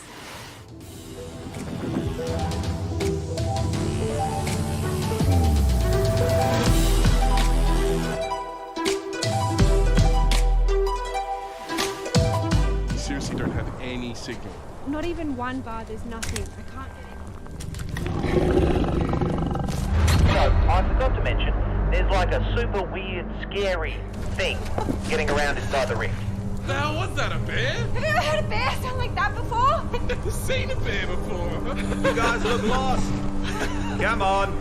You'll freeze to death out here. I suppose you're looking for the lodge.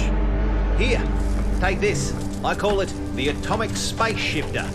If anything goes wrong, not that it will, I can pull you back out. A lot of folks have come up here looking for answers. It's weird. It's like time runs differently here. Guys, I think I found something.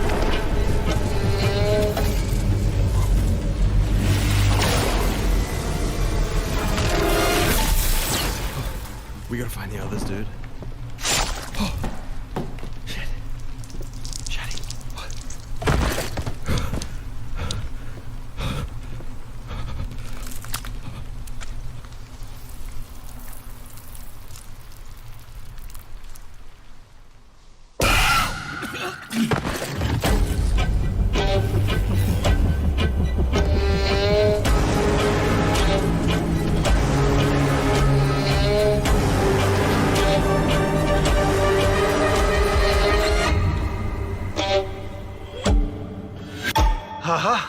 I can't believe it worked. This is it. This is the key to... Ah, you're alive. Ready to go back in?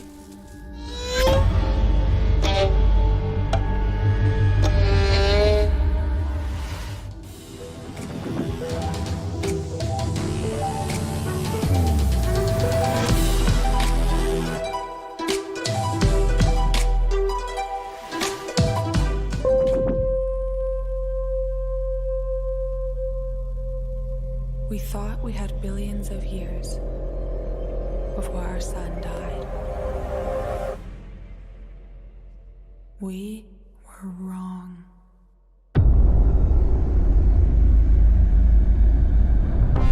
Thousands of us answered the call, rallying to save those we can.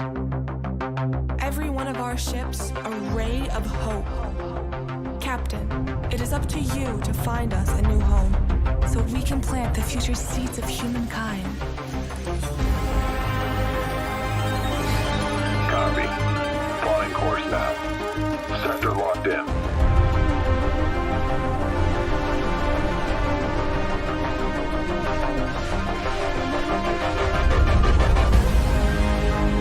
Goodbye.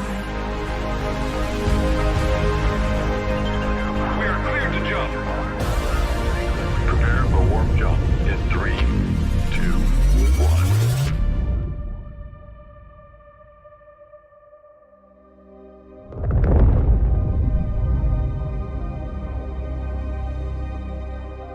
Soft landings, Captain.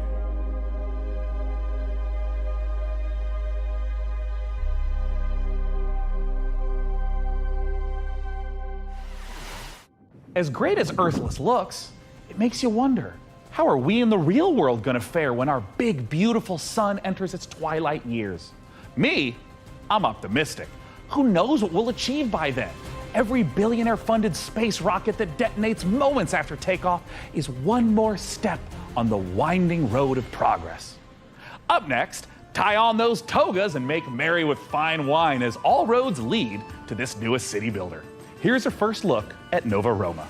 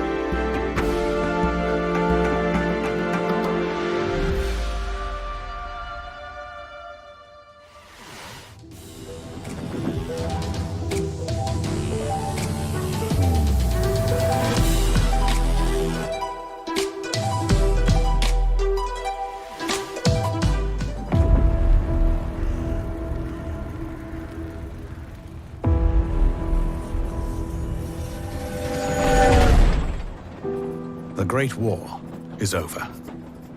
All we want is to return home.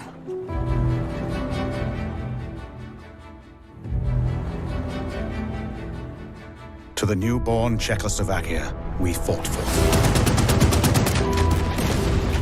Brothers and sisters.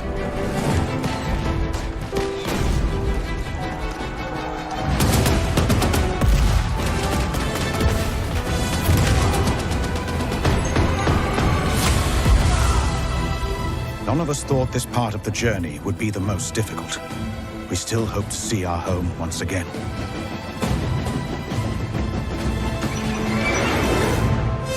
Across the endless snowfields of Siberia. Through territory disputed by the Red and White armies. By armored train in a harsh winter. far from our loved ones. Outnumbered by enemies, we fight to make our way. Surrounded by wilderness, we manage in order to survive. This is our last chance. Our last train home.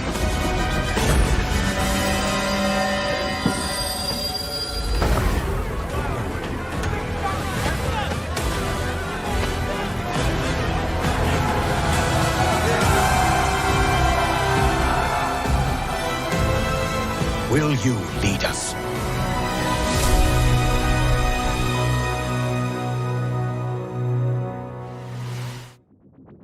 Pairing squad tactics with historic inspiration, Last Train Home is based on real events in the aftermath of World War I. However, historians continue to uncover records describing train passengers travelling homewards, some dating as recently as 2023. Whether any train home is truly the last remains the subject of academic debate. History is clear on one thing though: puppets can't be trusted. As proof, watch as Sesame Street meets survival horror in My Friendly Neighborhood. Hey Gordon, it's Kyle. I know we're dropping this on you last minute, but we need you to head down to the Sunrise Street studio lot. The antenna activated itself last night and started broadcasting that old puppet show over the news. You need to turn that thing off. You gotta get this done, man. Bye. The last job of the day is always the worst. Raise the curtain. Bring up the lights. The neighborhood is coming to town. Hey, stay back!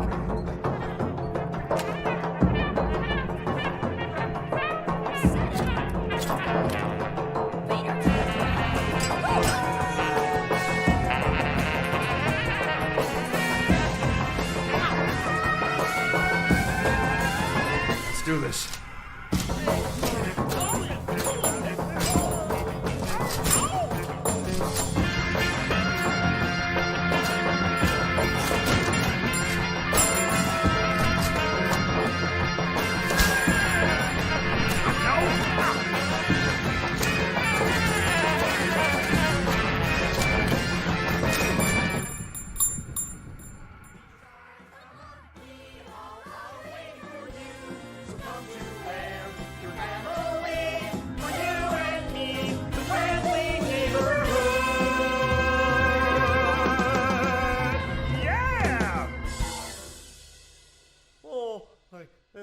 I think I ended early.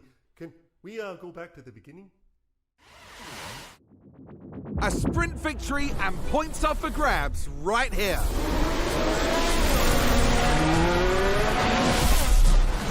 Push as much as you can. Copy. Can they push more, I wonder? They can't afford to sit back and relax now.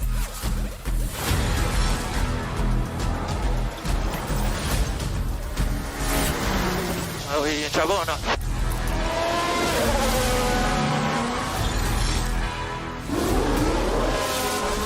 Oh, and that's a crash!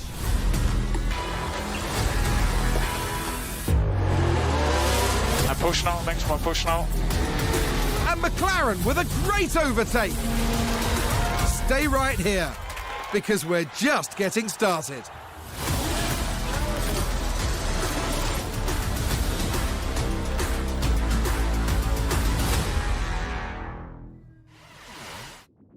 Hey, Frank AI, how are the metrics looking? Are we like doing numbers? We're attracting considerable viewership, Sean. However, I've identified a simple programming adjustment to target underrepresented segments of our audience demographic.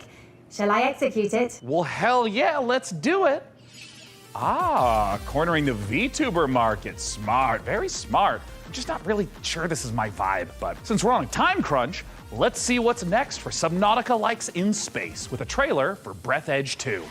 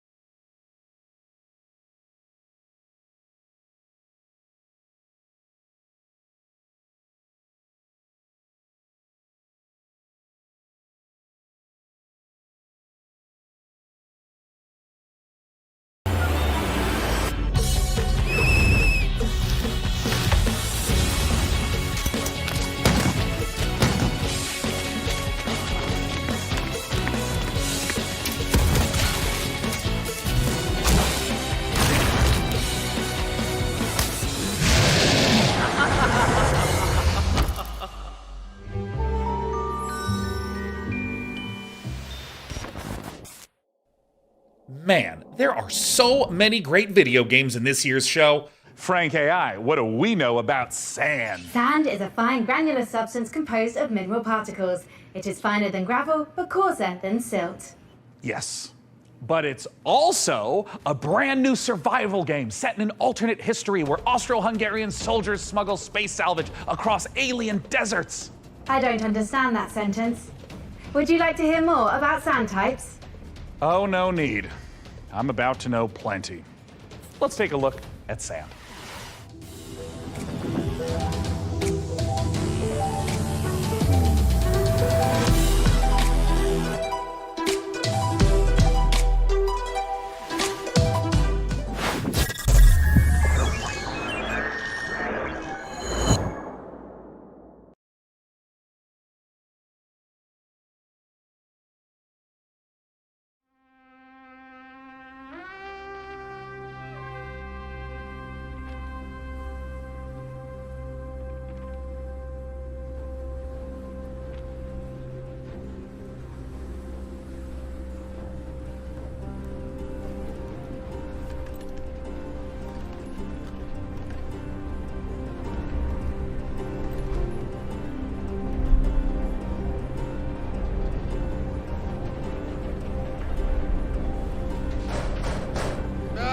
До прибуття.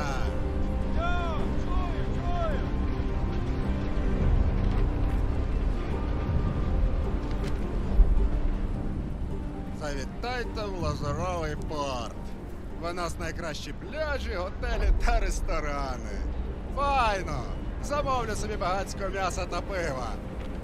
А ви що, хлопці? Ну, раз ми ліпші, то попали себе шампанським і морським оленем. А ти ж, Петро? А я, як завжди, маленьку бану ще хочу. Йой, то ж ресторан, а не корчма. Може ресторан бути найліпшим, якщо бану ще немає. Що ти крошкірися?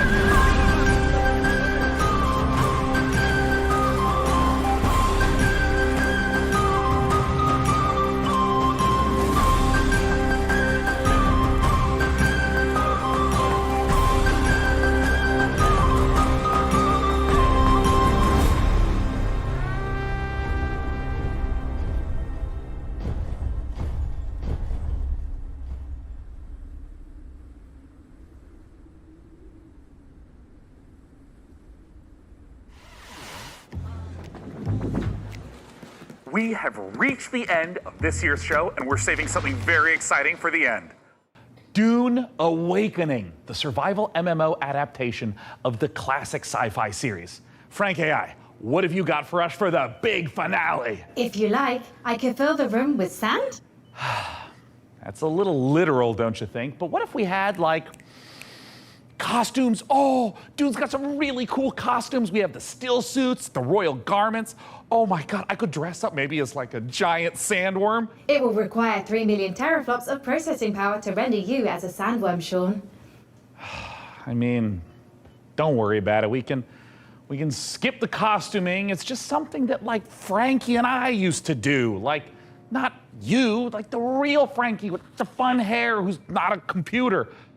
Oh, man, there was this one year where she was a shark.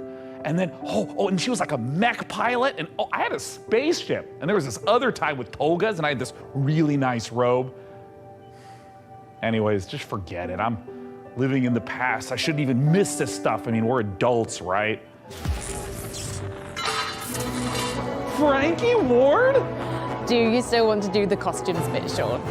I want to do the Dune dress a bit so bad. I'm sorry, I tried to fire everyone and make money with computers. Shut up and put the costume on.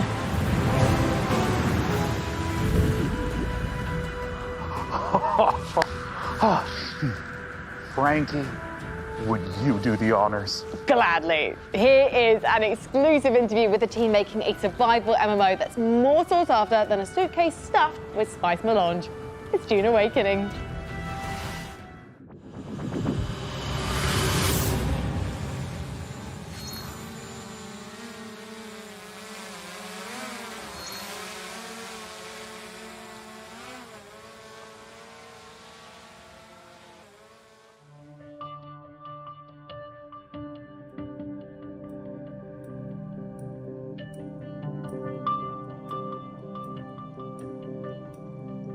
My name's Joel Bylos. I'm the creative director on Dune Awakening. So Dune Awakening is a survival, open world, massively multiplayer game. It is a game where players are invited to explore the world of Dune. They involve themselves in politics, they involve themselves in intrigue, they involve themselves in combat. They have to survive on the most dangerous planet in the universe. And through this experience, they come to know the factions in the world and the universe.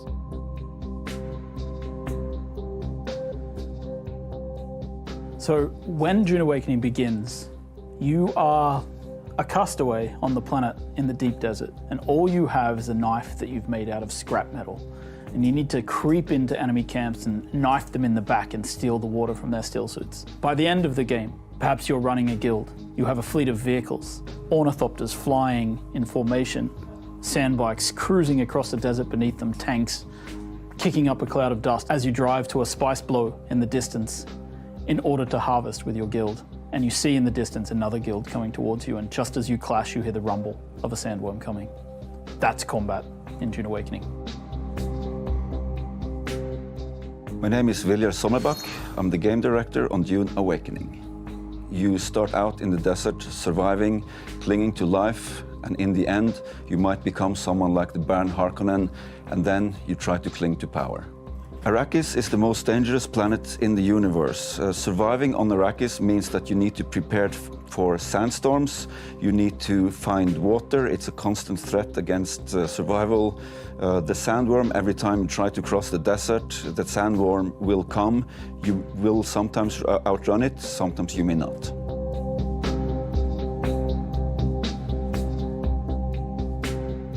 Dune Awakening is built upon a foundation of 5 pillars.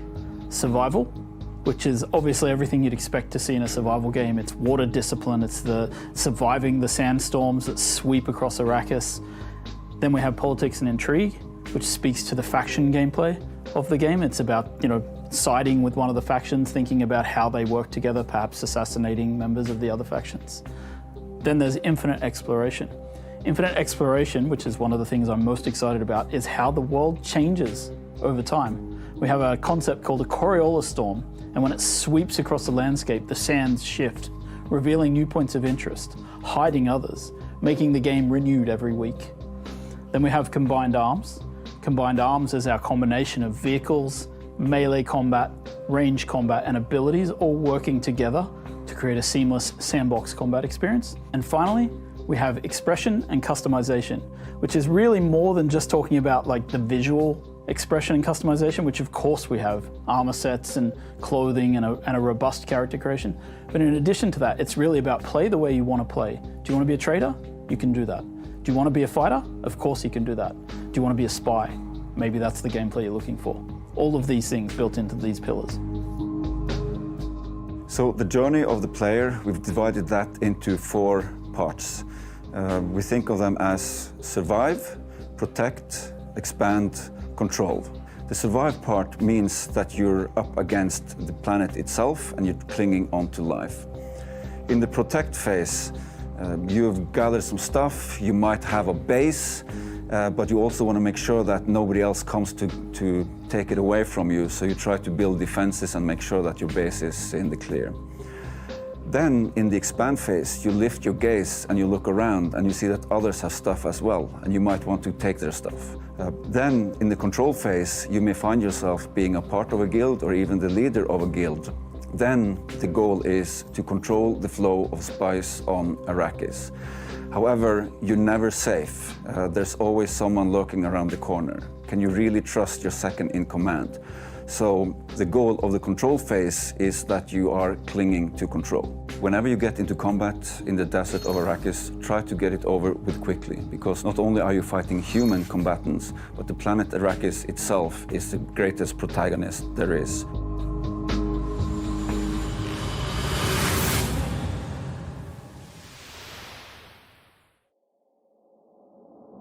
And with that, the PC Gaming Show 2023 is done. And what a show it was! And what a lesson for me, honestly. AI excels at plenty, but only an absolute doofus would think it can replace the human touch. I mean, you'd have to be an irredeemable bozo, like a real human dumpster to pull that. So that's the end of Frank AI? You are getting the band back together? I mean, yeah, if we get another show next year, then yeah, you betcha. If? Well, you know, Dakota, you guy's pretty smart. I mean, I think he's actually the CEO now of PC Gamer and all subsidiary publications and IPs. I think he's got some really great ideas, but he also caddies for some very influential people on the golf course. Life comes at you fast, I guess. Either way, see you next year. Bye-bye. Bye. Bye.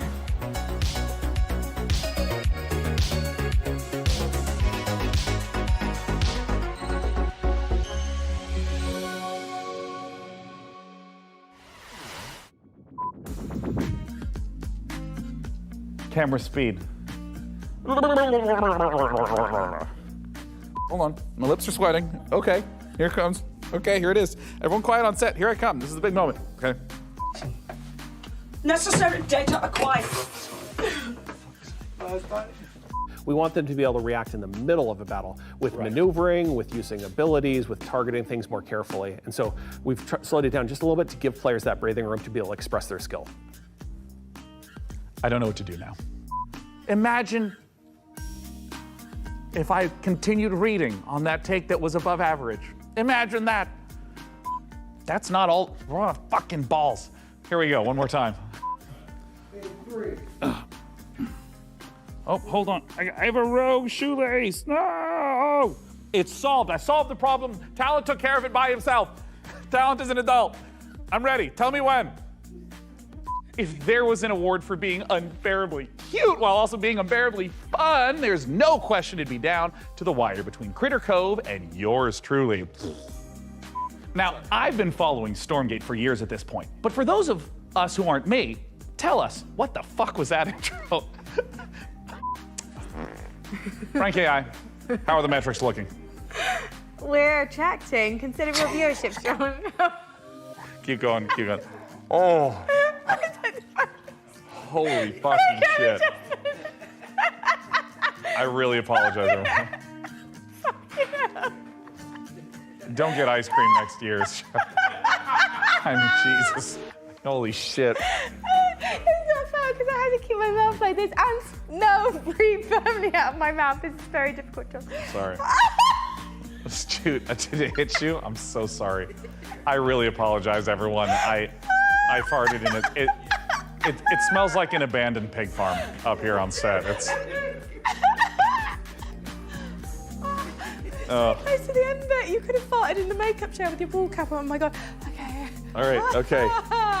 Frank AI, how are the metrics looking?